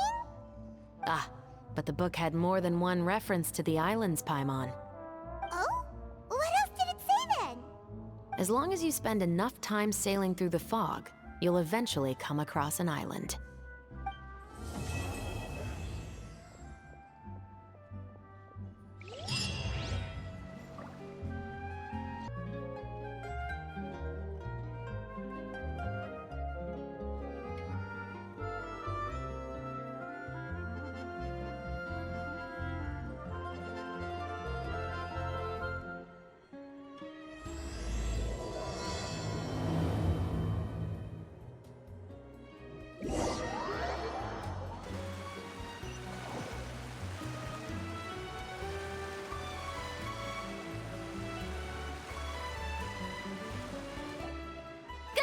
Everyone, we're looking to wrap with our 2 main ladies today.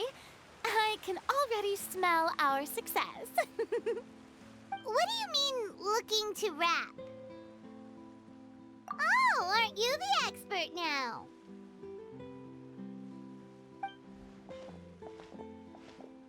This upcoming scene is the 2 musketeers' final confrontation with the Baron. There will be quite a bit of action, but no choreography beyond what we've already rehearsed. Anyway, get ready.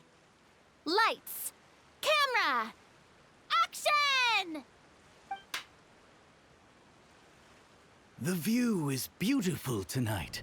It reminds me of that fateful night 10 years ago.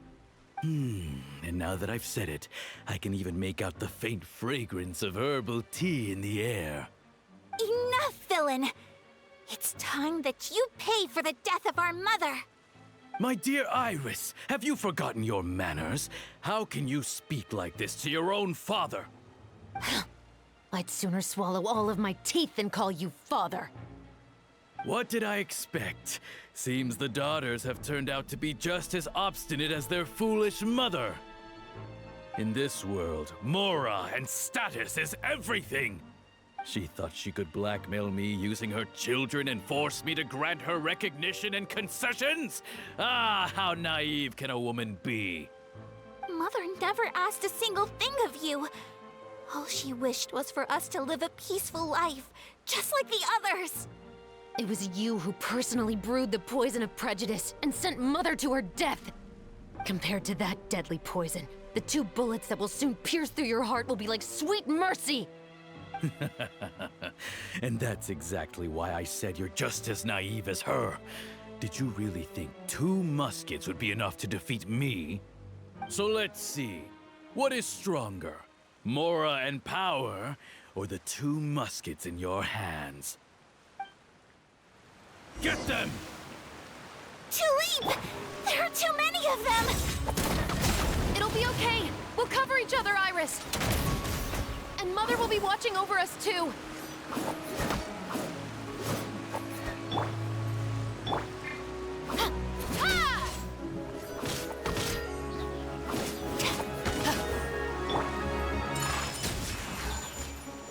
Kamisato art! Sumetsu!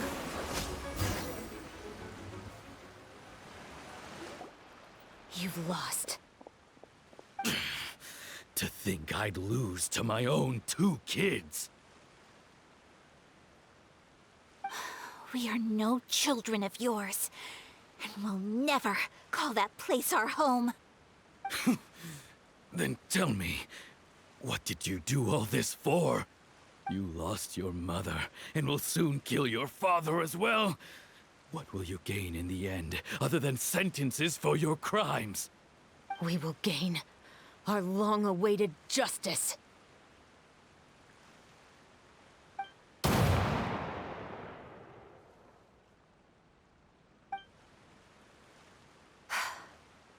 It's over. Finally, it's over.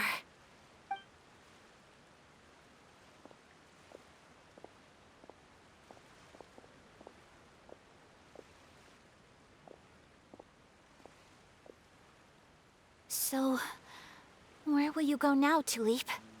I'm not too sure, Iris. Maybe somewhere with lots of flowers? After all, Mother always did love going where the blossoms were. What about you? I want to go visit Mother's grave. Yeah, that's not a bad idea.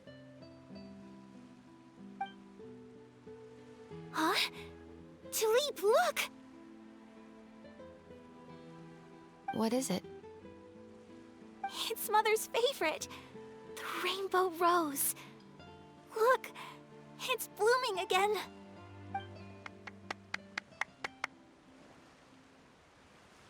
Excellent!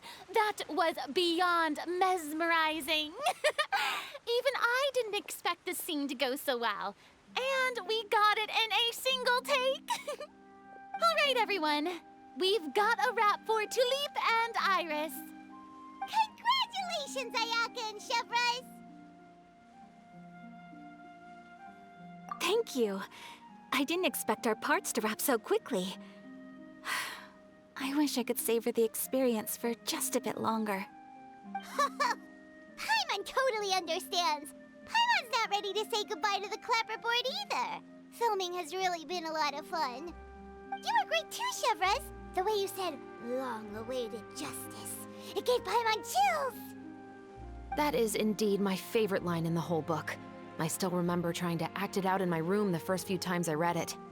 Whoa, Paimon would have never guessed you're that type. Who doesn't like stories where the guilty are punished and justice prevails over evil? Don't forget, I'm the captain of the Special Security and Surveillance Patrol. Captain, I have something urgent to report. Please excuse me, everyone. I'll be back in just a moment. It's okay, don't worry about us.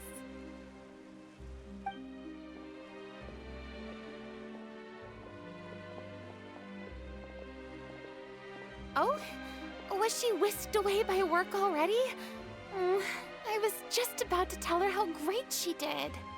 It seemed like some urgent official business. Then perhaps we should thank the stars that we were able to wrap both of your parts so quickly today. Switching around the filming schedule would have been a real pain. Anyway, I actually came over to let everyone know that we're all done for today. You can go home and get some rest. And one last thing, Miss Ayaka. Your acting skills today were immaculate as always. Are you sure you won't consider taking up full-time acting? See, I just happen to know this great troupe that's still looking for a lead actress. Thank you for your kind words, Director Farina. Unfortunately, there are still many matters that I have to take care of back home at the Yashiro Commission. I cannot remain in Fontaine to pursue an acting career. Nevertheless, I will make sure to treasure this incredible opportunity in my heart. Oh, that's a shame. But I understand. Just let me know if you ever change your mind. I believe it's also about time for me to take my leave. But hopefully I'll see you on set over the next few days. Even though my part's wrapped, I'd still like to swing by and help out the crew. See you tomorrow, Traveler and Paimon. Yep, see you tomorrow! Well, what should we do next? Maybe we'll go investigate the case some more with Chevres today. Traveler, Paimon, please come with me. Huh? Where are we going? You could say that our ship has finally chanced upon one of those small, remote islands of intel.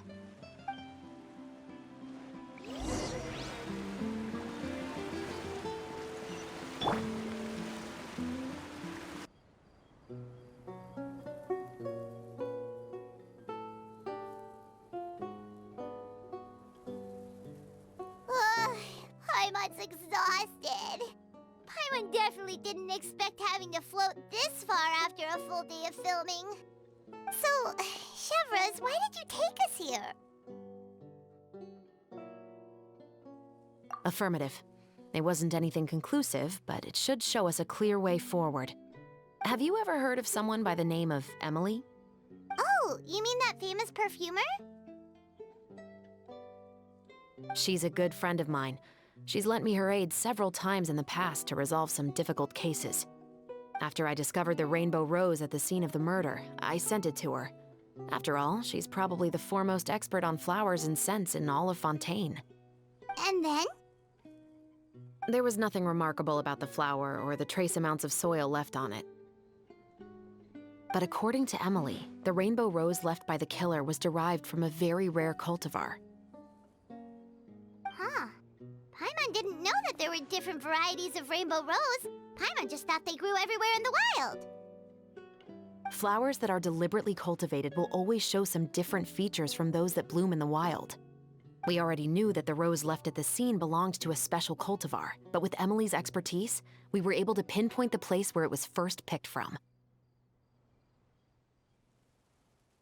Oh, Paimon gets it now. So whoever first planted that rainbow rose was probably the killer. Precisely. And after we checked what we learned against some sales records from the past, we discovered that there's only one person in all of Fontaine who could grow and sell this specific cultivar. Really? And who is it? It's the novelist. But didn't you say he had an alibi? To be clear, I haven't changed my mind about him. I still don't think he was the one who pulled the trigger. However, that doesn't mean the true culprit never visited him at his home or never purchased a rainbow rose from his garden. Whatever the case, we will have to confirm a number of things with him. So you mean the next place we need to go is... Yes, we're going to pay him a visit at his home.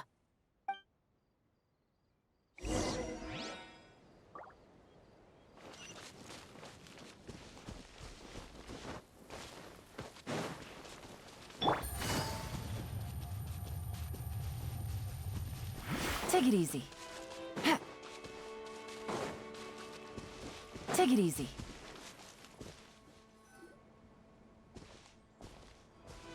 That should be his house. There are so many Gardamex stationed around the place. That's pretty unusual, right? According to what he told me last time we spoke, he hired them so he won't be harassed or disturbed. Huh. So there are a lot of flowers in his garden, but Paimon doesn't think we'll be able to pick one without alerting the Gardamex. Right. Which is exactly why I think there has to be a special connection between him and the killer. So, should we knock? Just wait here for now. I'd like to take care of a number of those Gardamex first. But they're so far away. How are you planning to do that? Don't forget, Paimon, I'm actually the real-life captain of the Musketeers.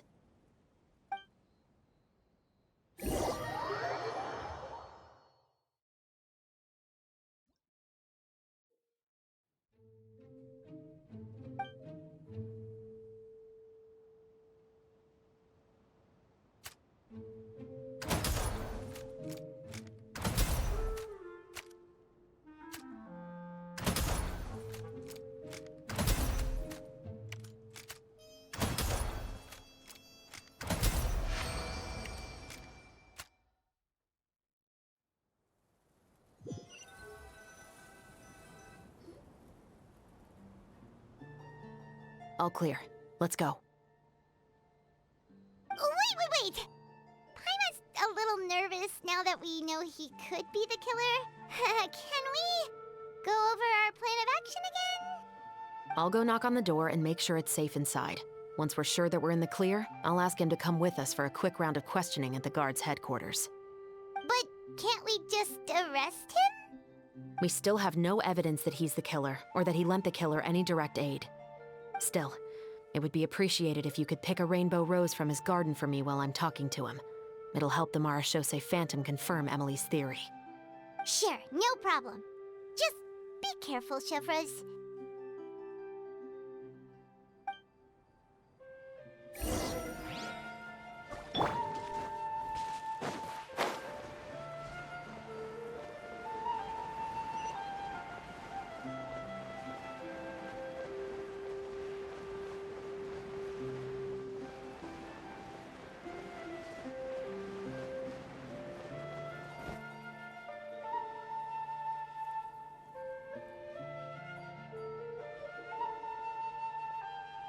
Excuse me, Mr. Baptiste, are you home? Who could it be at this hour? Oh, it's you, Officer Chevres. Would you mind accompanying me to the guard's headquarters, Mr. Baptiste? We would like to ask you some questions about a case. Oh, is it still regarding the murder case from before? I cannot confirm or deny that at this time. So it is then. Listen, I need you to come with me, Mr. Baptiste. Miss Chevres, I'll save you the trouble. Oh, and you two over there? There's no need for you to pick my flowers either. It's not time for them to bloom yet. Oh! Okay.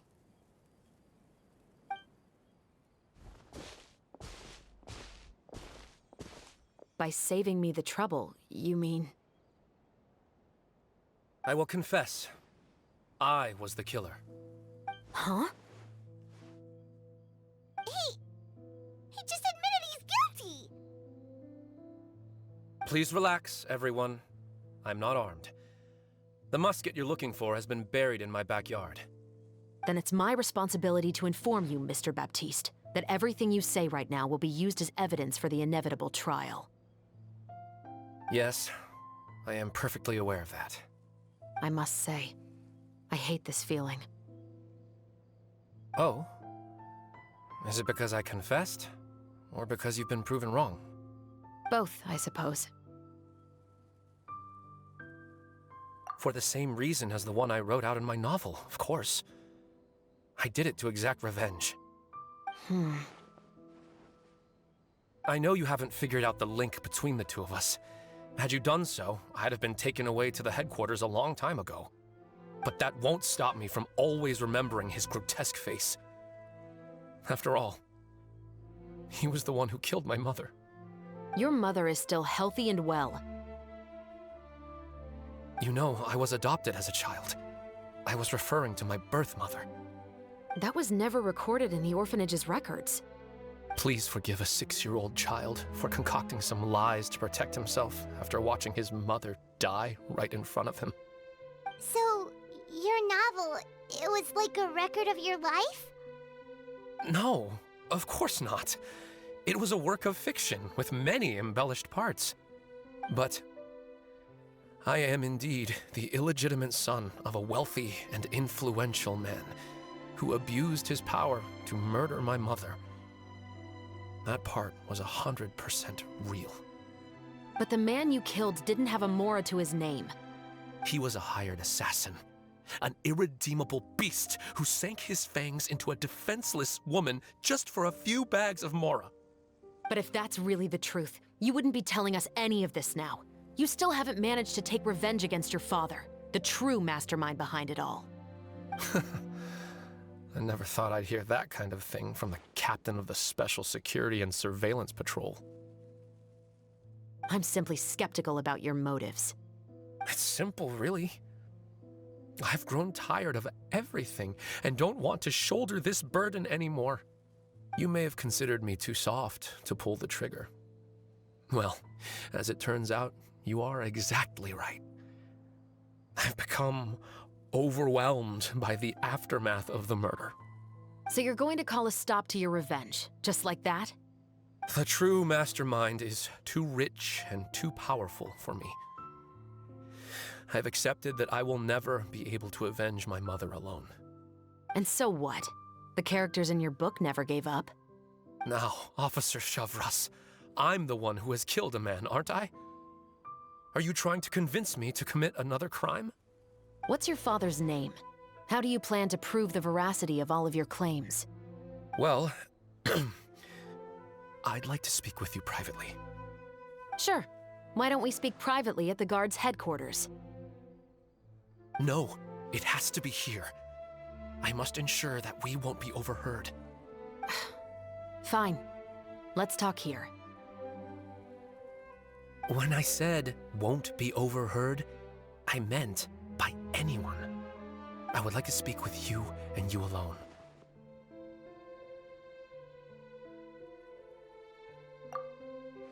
Thanks. I appreciate it. Please stay safe, Shavras.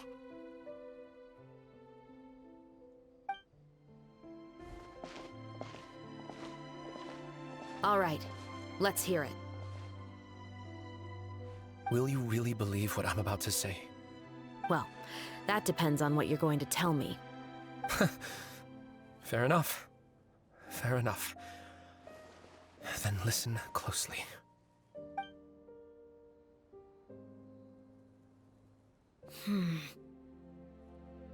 So that's how it's all connected. So, it seems you believe me after all. Do you want me to go public with this? No, of course not. At least, not right now. Then why did you bother telling me? You've read my work. What do you think? Even if you were to go public with all of this right now, he'd simply deny everything. It's been too long. Almost 20 years. Anything that could be used as evidence has long faded away. Even if there might have been a solitary island of truth once upon a time, it has long sunk beneath the waves by now. Justice will never find him. Not if you don't try. I know that as the captain of the Special Security and Surveillance Patrol, you will always stand on the side of justice. But do you really think a cushy life in prison really constitutes justice for him? I bet he could lead an extremely comfortable life in the fortress of Meripede. What are you trying to say? I've been observing you from a distance. Your portrayal of the Musketeer was exquisite. Pull the trigger of justice against him. Let the villain get what he deserves. You want me to let you go so you may complete your revenge? No, Officer Chavras. I know that would be impossible. No.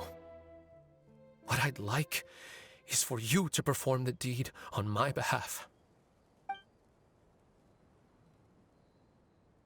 Oh, Shiva sure is taking her time. What could they be talking about anyway? Oh, Paimon's worried. What if he decided to attack her? Oh, you do have a point. Still, do you have any idea who the rich person might be? And why the novelist doesn't want us to hear what he's saying to Chevres? Sorry to keep you waiting, you two. Hey, how did your talk go? I've already sent someone to escort Baptiste back to the headquarters for questioning. He wasn't lying about the musket. It was indeed buried in his backyard. But what about the name? Did he tell you the name of the rich guy? Yes, he did. But for now, I have to return to the Special Patrol. There are still a few loose ends I need to tie up.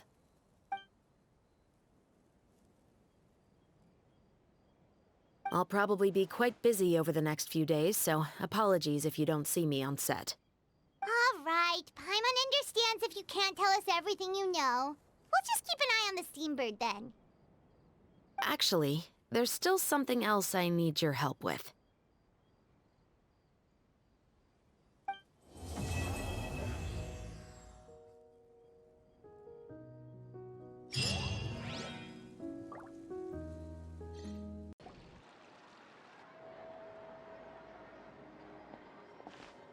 Good morning! Ayaka and I were just talking about you. Is Chevres still not joining us today? Probably not. We haven't seen her either. Huh? That's such a pity. Director Farina said that we've only got a few small scenes left before wrapping up the entire thing.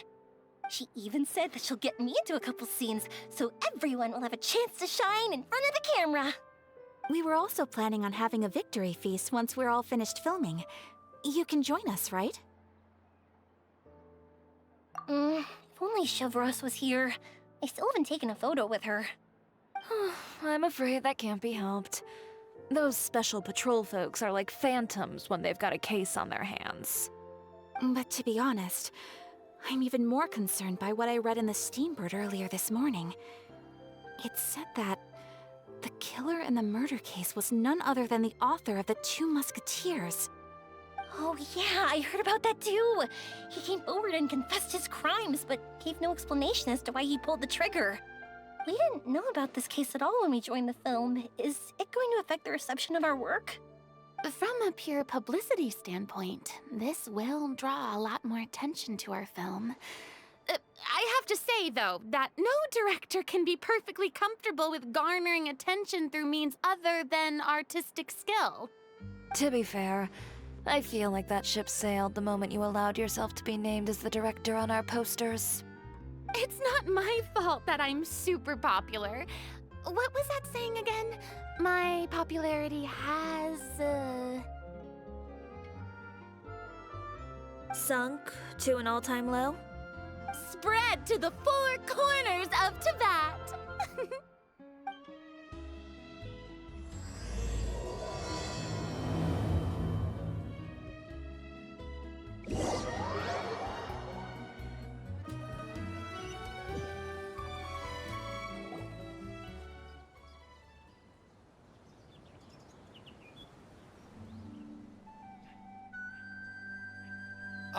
Excuse me, everyone.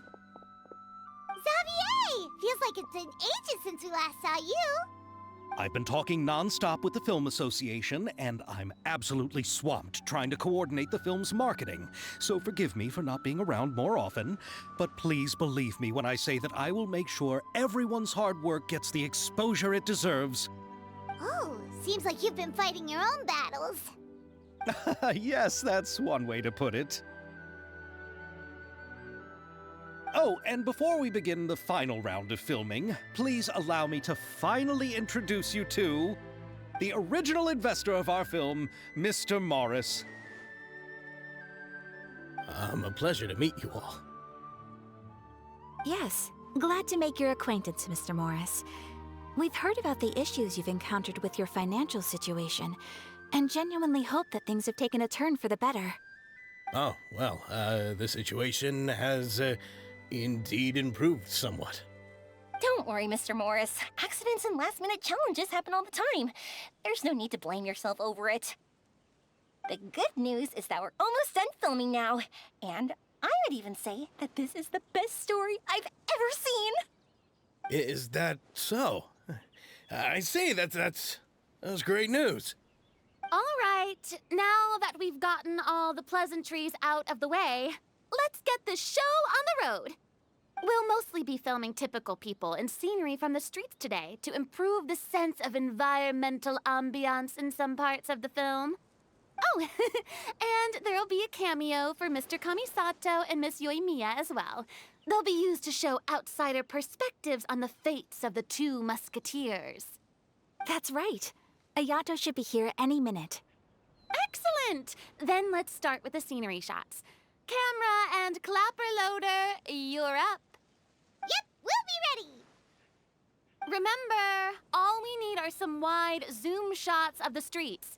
If you happen to find some particularly lovely patches of flowers and grass, feel free to grab some close-ups of those as well. Ready? Lights! Camera! Action!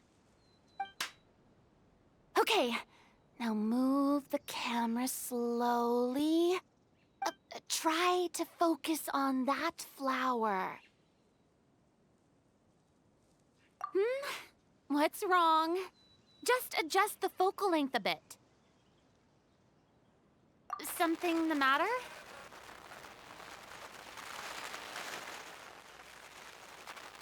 Huh? But wasn't it working fine for all the days before? Veronique, can we try a different camera? No problem. How about this one? All right, let's give it another try. Lights! Camera! Action!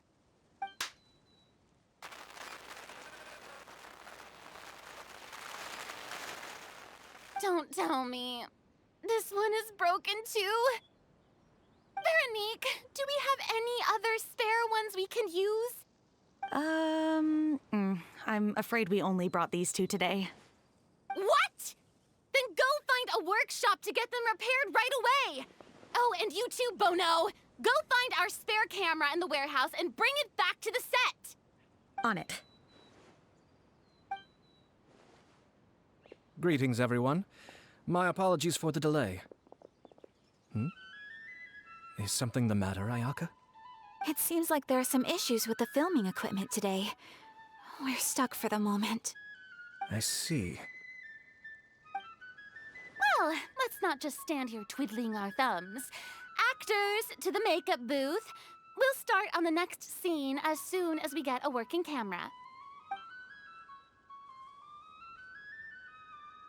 The people at the workshop told me that the part which holds the lens in place seemed to have fallen off. That's super strange. It was perfectly fine just yesterday. Well, no time to dwell on that now. Let's get back to filming. Ahem! Quiet on set! Places, everyone! Lights! Camera! Action! By the way, have you heard about that recent murder case? Yes, I have. It seems that they've caused quite the commotion in the city. I heard that the chief of the guards is so mad about not catching the culprit that he's about to explode. Oh? I find that quite hard to imagine, considering how he already looks most days. Director, we have a problem. Oh, we're in the middle of a take! Couldn't you wait until we wrapped up this scene? No, Director, our film, all the finalized film that we've been keeping in the case has disappeared. Oh, wait, well, what did you say? Mr. Bono, Please, take me to where the film was kept right away. I'm coming too. No, Yoimiya, you have to stay here. Oh. Okay, listen up. Everyone who's not working on this current scene can go with Bono to look for the film. Everyone else, stay put and wrap up the scene. Unbelievable. How could all these problems happen in just one day? We're back. How did it go? Did you find the film? We found it in the sewers. Huh? In the sewers? Is the film still okay? We discovered it just in time, so we should still be able to salvage it. The others are checking now to see if we lost any specific scenes. You scared me for a moment there. I nearly thought we had lost everything. I really don't want to experience that feeling of despair again. Okay, but who could have stolen the film and dumped it there? Could it be, some competitors working on other films? But if they wanted to harass us, why wait until the last day? Okay, we don't have time to really look into it right now. Let's strike while the iron is still hot and wrap this thing up once and for all. Yeah, let's finish it.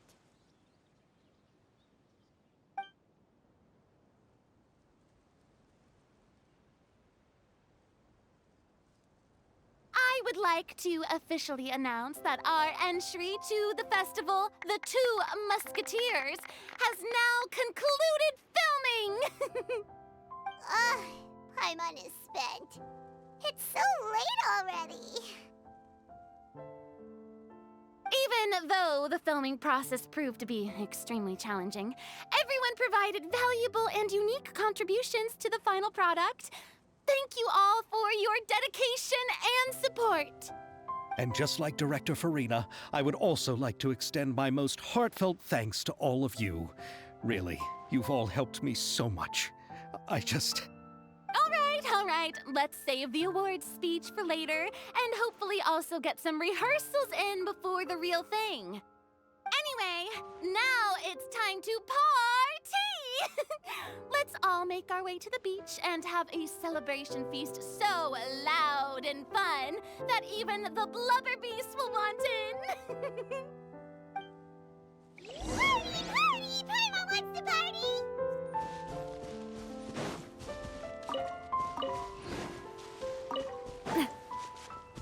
Whoa, this place is hopping. Everyone's finally getting to... Hey, Ayato! How's your work been going? Everything went rather smoothly.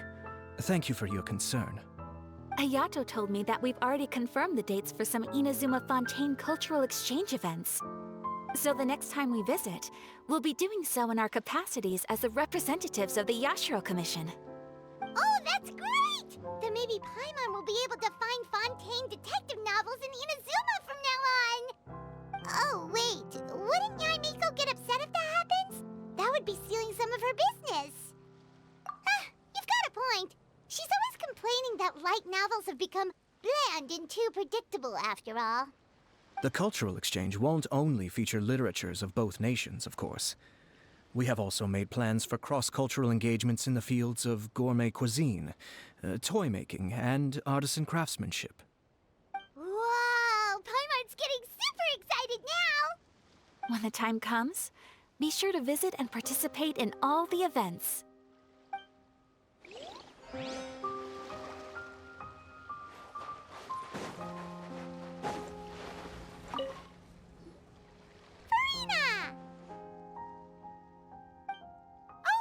My darling clapper loader and camera operator, you've both worked really hard. Paimon thinks you worked even harder than us. Honestly, Paimon was getting a little tired of playing with the clapperboard by the end of it. Worst of all, Paimon started having dreams of you shouting, "Lights, camera, action!" into Paimon's ears. The actual dream can't even start until you've yelled that. Hey, if anything, shouldn't I be more grand and delightful in your dreams? We've been through so much together, and that's how your brain remembers me? That's not Paimon's fault. We've just used the clapperboard too much lately. Anyway, what's most important is that we've wrapped the film. I'm pretty confident that we'll take first prize. Hey, no need to mention the official name. Wait, now that you mention it, if we did win the prize, would Farina just get a statue of herself? Come on, I don't need that kind of attention. Xavier can accept the reward on our behalf.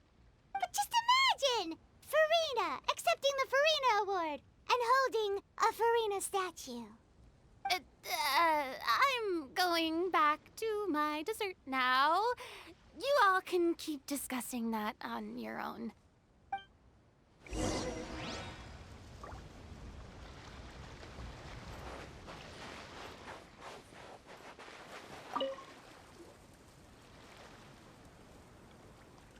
Chiori!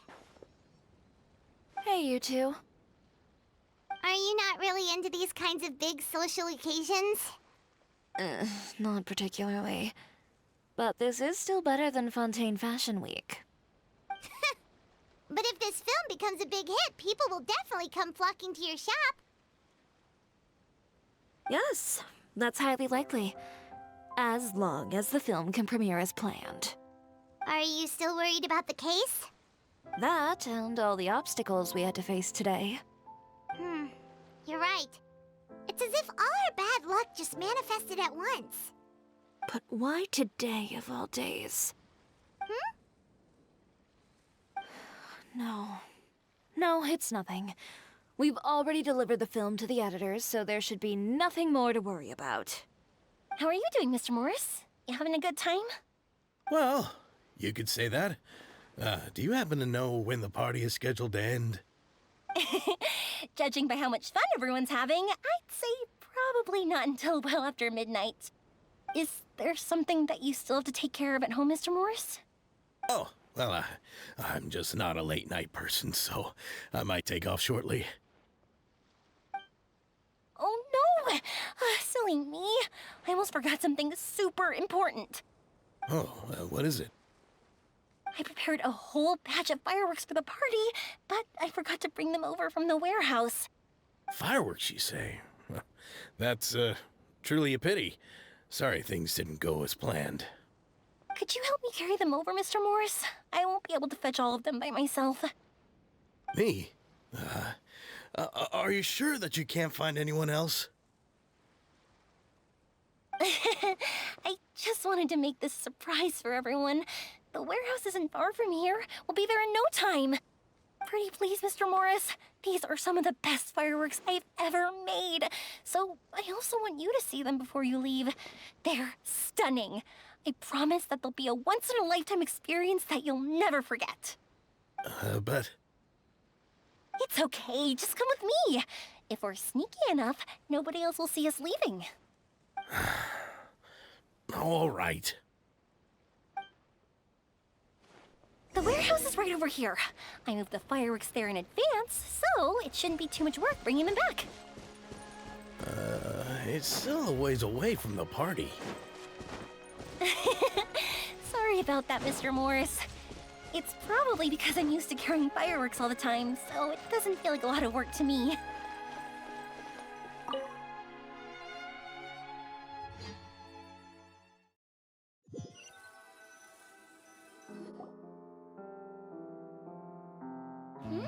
It's dark in here.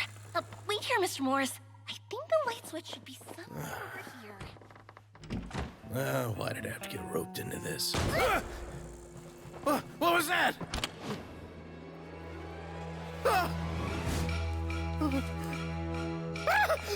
Who's there? Get me out! Get me out of here! Did you really think you'd get away, Morris?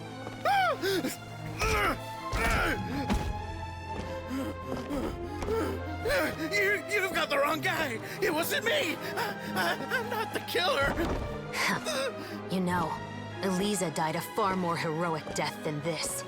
She fought your assassin to the end, to save the children she had hidden beneath the floorboards.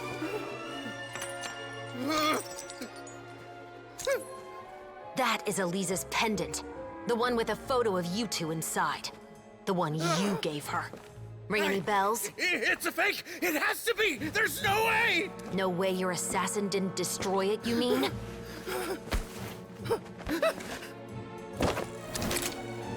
Did you ever love her, Morris? Or was killing her always the plan? No, please. Listen to me. I told Eliza to keep us a secret. I paid her plenty for her silence. I never thought she'd keep the child. Everything was gonna come out, and I had no choice. She'd force my hand. No! I'm begging you. I have money. Just name your price, please. You can keep your Mora, and you can go to hell.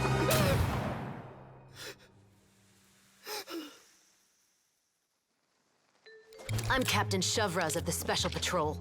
Morris, you're under arrest for Eliza's murder. Huh? Hmm?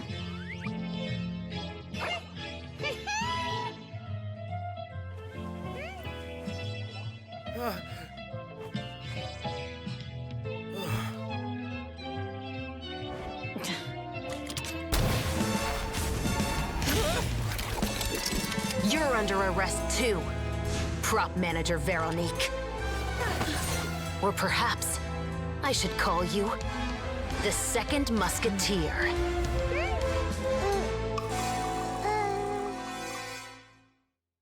Wait, what's going on? This wasn't in the script. Drop the gun, Veronique. Why? Why would you keep me from exacting revenge on this heartless monster? Drop your weapon. This is my final warning.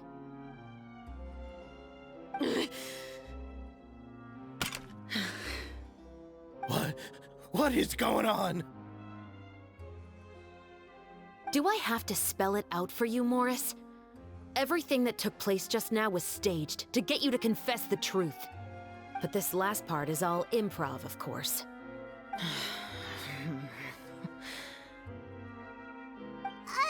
Shovraz, you told us you wanted us to help you stage a play. You never said anything about the Second Musketeer. It's because even I had no way to confirm my theory until now. Thank you for your performance, Yoimiya. Could I trouble you to go and bring in the other Special Patrol members? They should be on standby just outside. Oh, and please tell the other cast members not to worry about us. We'll be rejoining them shortly. On it!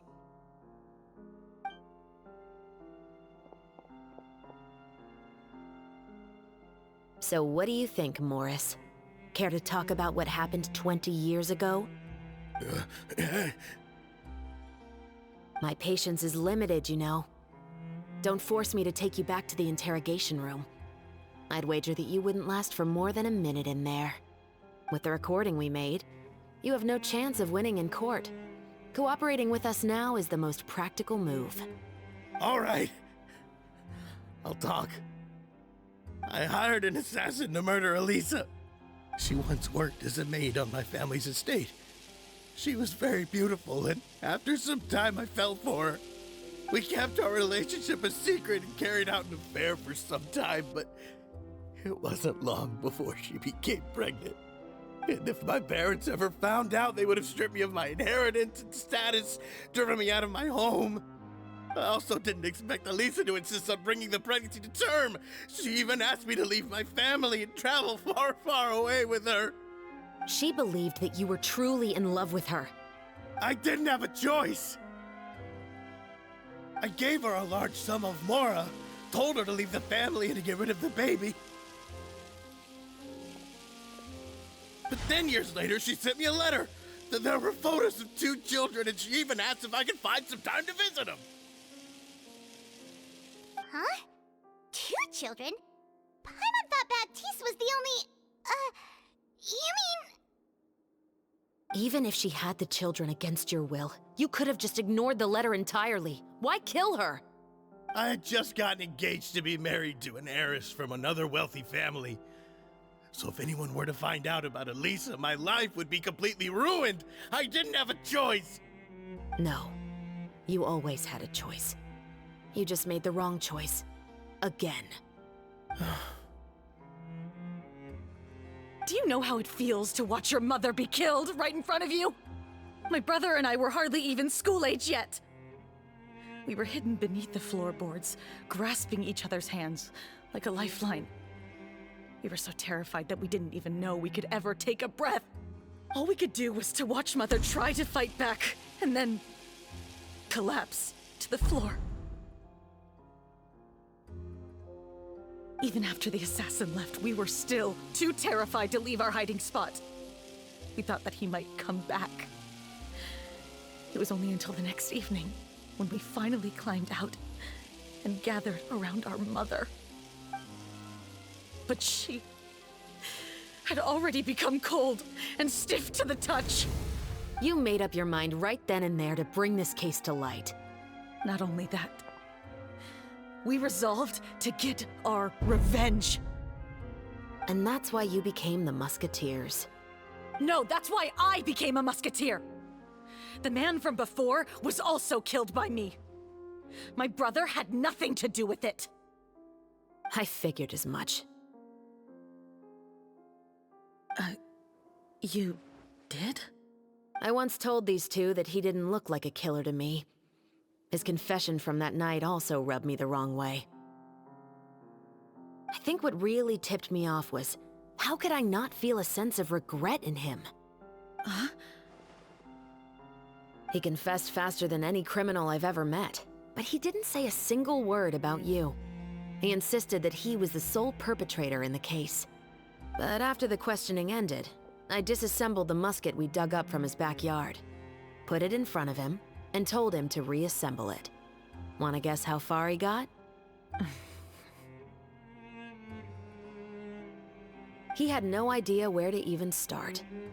He's never touched a gun in his life.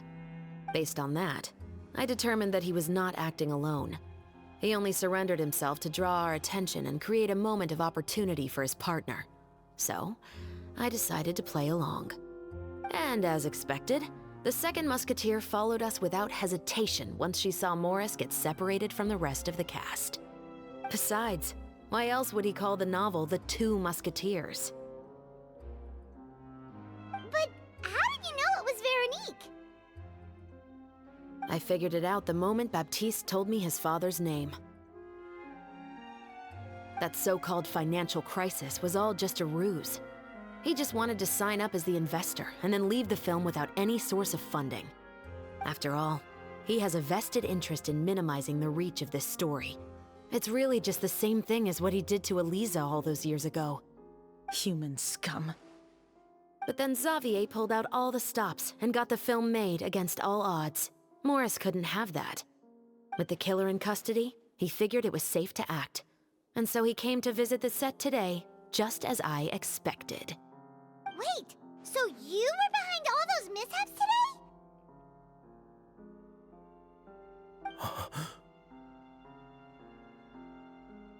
As for the identity of the second musketeer, I assumed they'd probably stay close to Morris and look for an opening.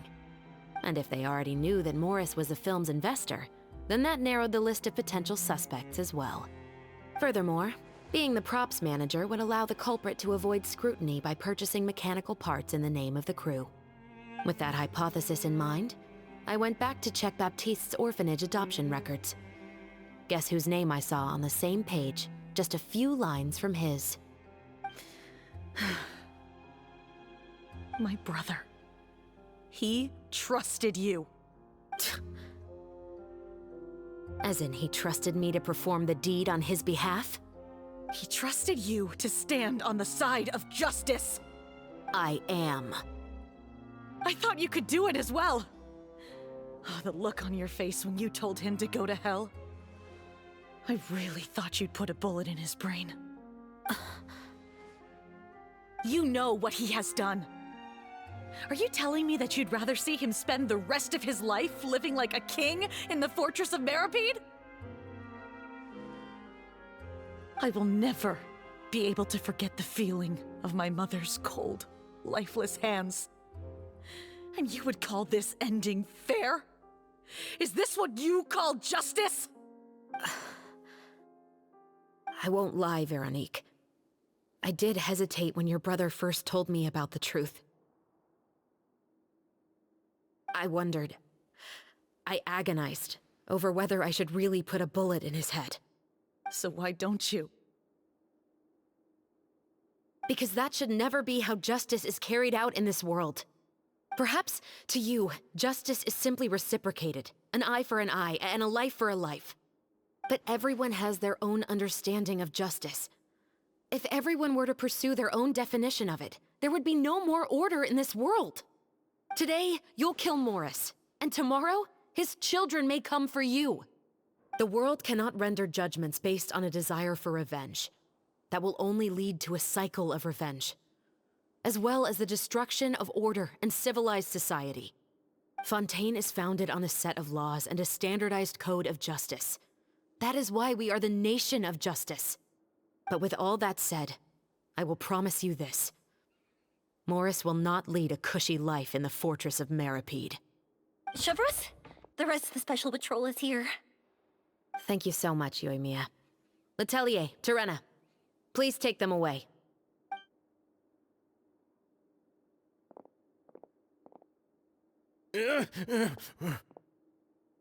I still can't agree with your reasoning. I know. Justice has not been delivered. At least, not today.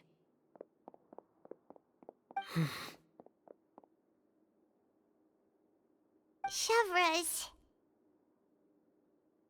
Let's go. We should give an explanation to the crew. Thank you for your concern. I'm fine. I'm just thinking about the things in life that have driven people to take justice into their own hands.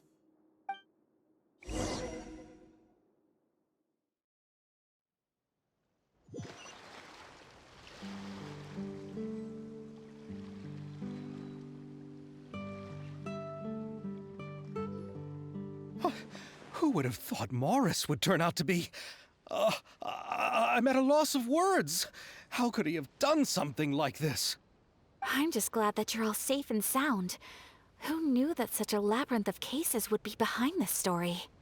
Well, what should we do now? We have a finished film, of course, but should we still go ahead with the premiere? What do you mean? Shouldn't you be even more motivated to spread the word now that you've learned the truth? Chiori is right. I'd also like more people to see this story for themselves. But the real ending of the story seems to have deviated somewhat from the one in the script. Is that still acceptable to you, Miss Chevreuse? The call is yours. We still have time to reshoot an ending if that's what you'd like. No, it's fine as is. I like what we have for the catharsis. Romanticism is what gives works of art their appeal. Fiction is able to explore means of restitution that could never work in real life. Just like the real world, the world of stories also has its own set of rules and justice. These different possibilities are what initially drew me to reading in the first place. Sounds good to me. I support your decision. What about Veronique? Will she be okay? She will soon face her judgment alongside her brother and Morris. If I had to guess, they'll probably all be sent to the fortress of Meripede. I'll make sure to give Risley a heads up about it. Oh, you mean that kind of heads up? Exactly.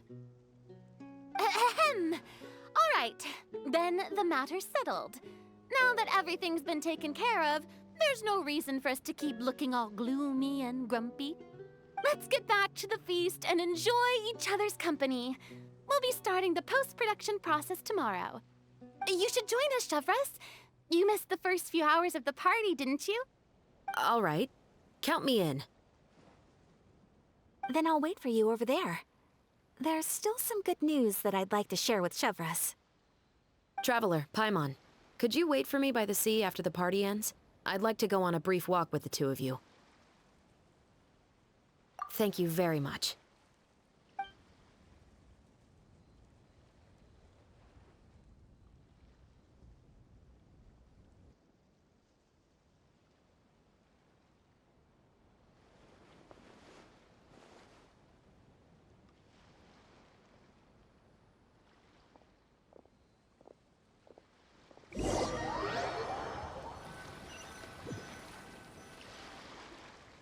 Sorry for the wait. Oh, we weren't waiting long at all. Is there something else you wanted to tell us? No, I don't have anything new to share. I just felt that since you were my investigation partners, I should have another conversation with the two of you.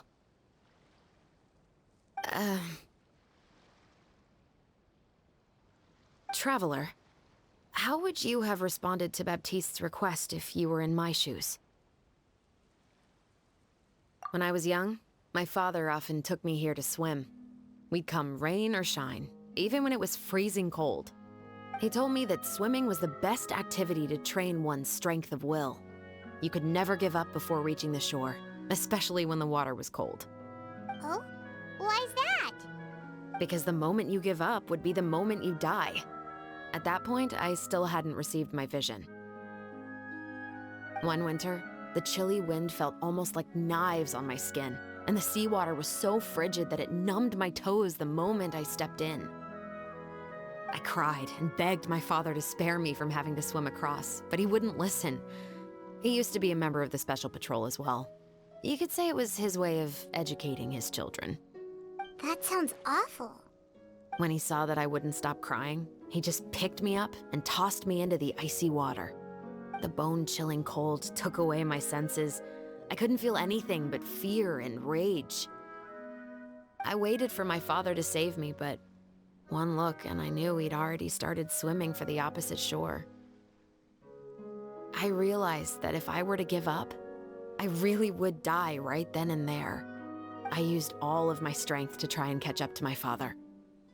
Those few minutes felt longer than my whole life up until that point.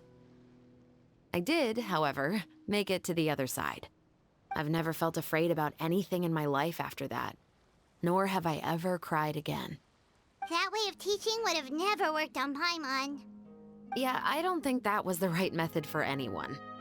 It's just that, working now as I am in the pursuit of justice, I still sometimes feel like I've been tossed into that winter sea all over again. The anger and the helplessness. Chevreuse. But the worse I feel, the more I know to never give up. The alternative would be to forever lose myself among the waves. Anyway, how about a race? Neither of us will drown, but we can still see who swims faster. You guys go ahead! Paimon will grab the clapperboard to mark the start of the race.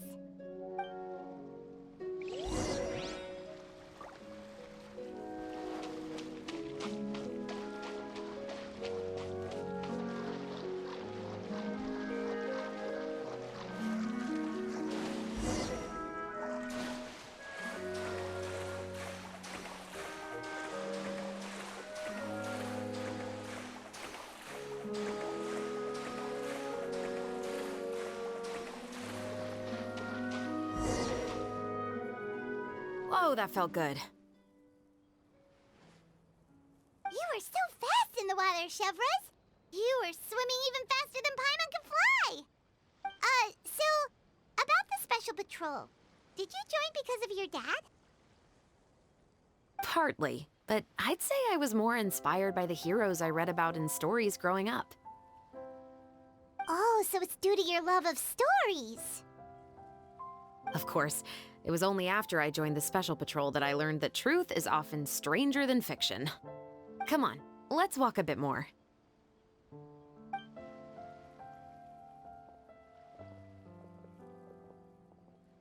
To be honest, I do sometimes question whether the decisions I make are the right ones. But I know that no matter what, I must keep swimming. Because the only thing I've got my eyes on is the shore in the distance.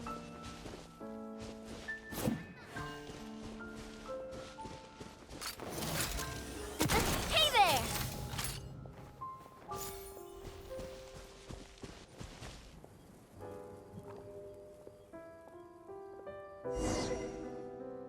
Thank you for coming on this walk with me. I feel a lot better after getting all that off my chest. Huh. We're nearly back at Baptiste's house. Huh, you're right. I didn't realize we were so close. He really did plant a lot of flowers. It's just like how he described it in the story. Huh? Wait. Paimon, Traveler, look! The rainbow roses in the garden. They're in full bloom now.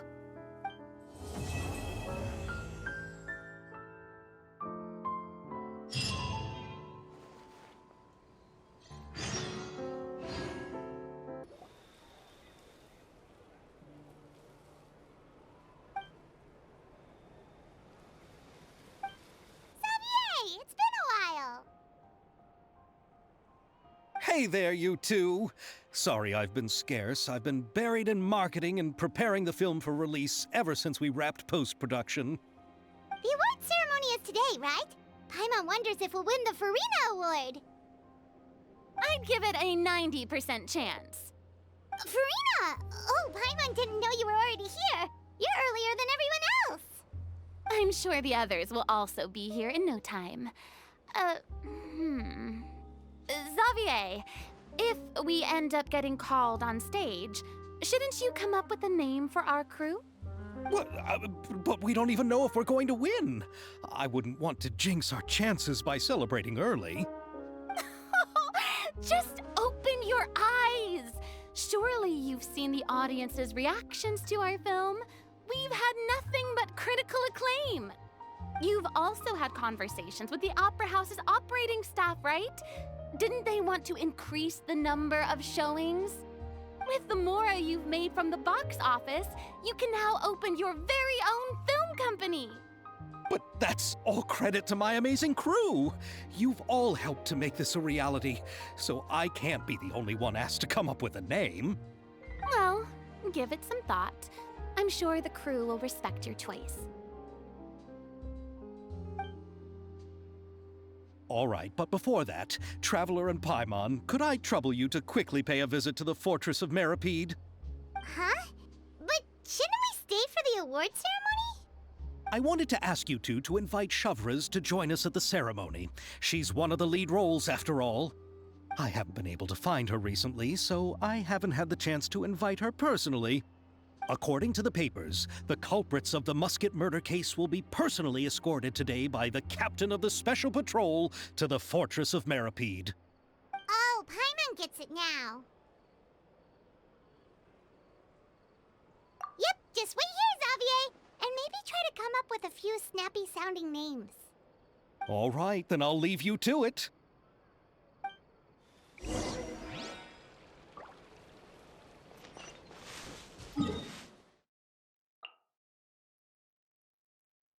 As far as I'll be taking them. I'll leave the three of them to you now. Got another errand to run? Something like that. I'm expected at a party. Now that's something you don't hear every day. Found a new pastime? No, it's just a special occasion. Shavraz! Risley! Festivals really do bring people together.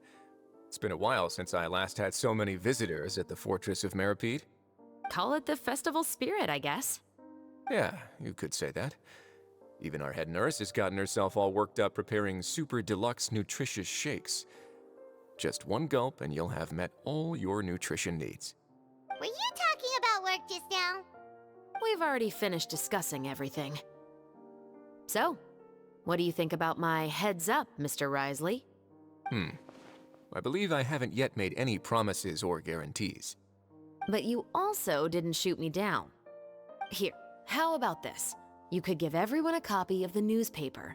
Perhaps on the day when the cover story happens to, oh, I don't know, expose a certain someone's misdeeds from 20 years ago? I suppose then a certain someone may soon find himself the most unlucky person in the Fortress of Meripede? While another two people will soon be hailed as heroes. Speaking of heroes, did you two need something from me? Oh, actually, we're here for... You're here to invite me to the party, right? Don't worry, I didn't forget. Ooh, then let's head back right away! See you, Risley! Happy Fontanalia Festival! And the same to you.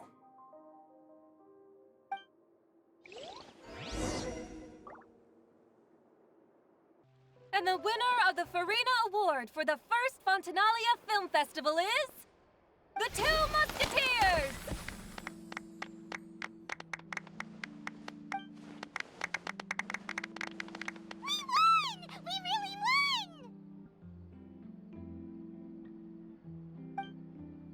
Congratulations, Mr. Xavier. We won? I can't believe it! I really can't thank all of you enough! See? My takes on Fontaine's entertainment industry have never been wrong. Now, please welcome to the stage the producer of The Two Musketeers, Mr. Xavier!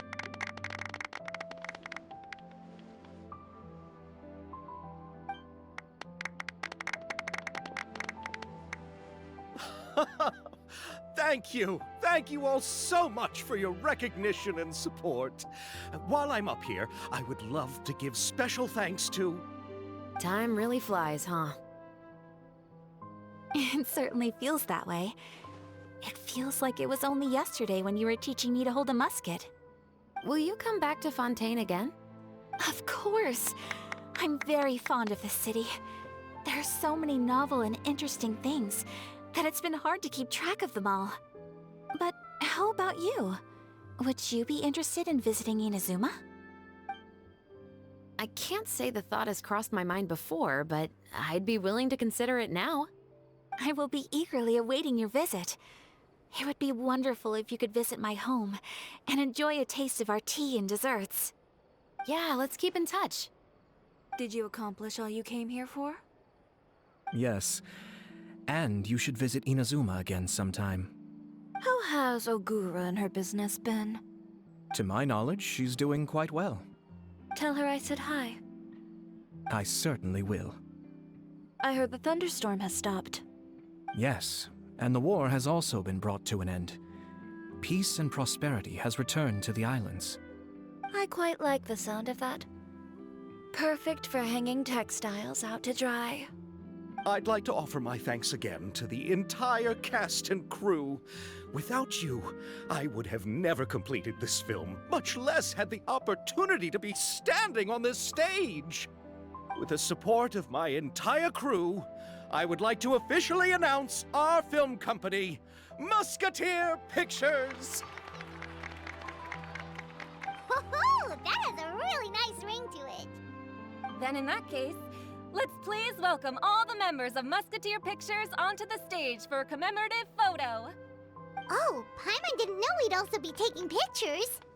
Director Farina, I believe you are the most deserving person to raise this trophy.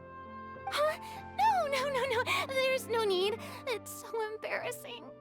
It's an honor the director deserves. Yes, I agree. Just accept that you're not getting out of this. Ready, everyone? 3, 2, 1. Musketeer Pictures!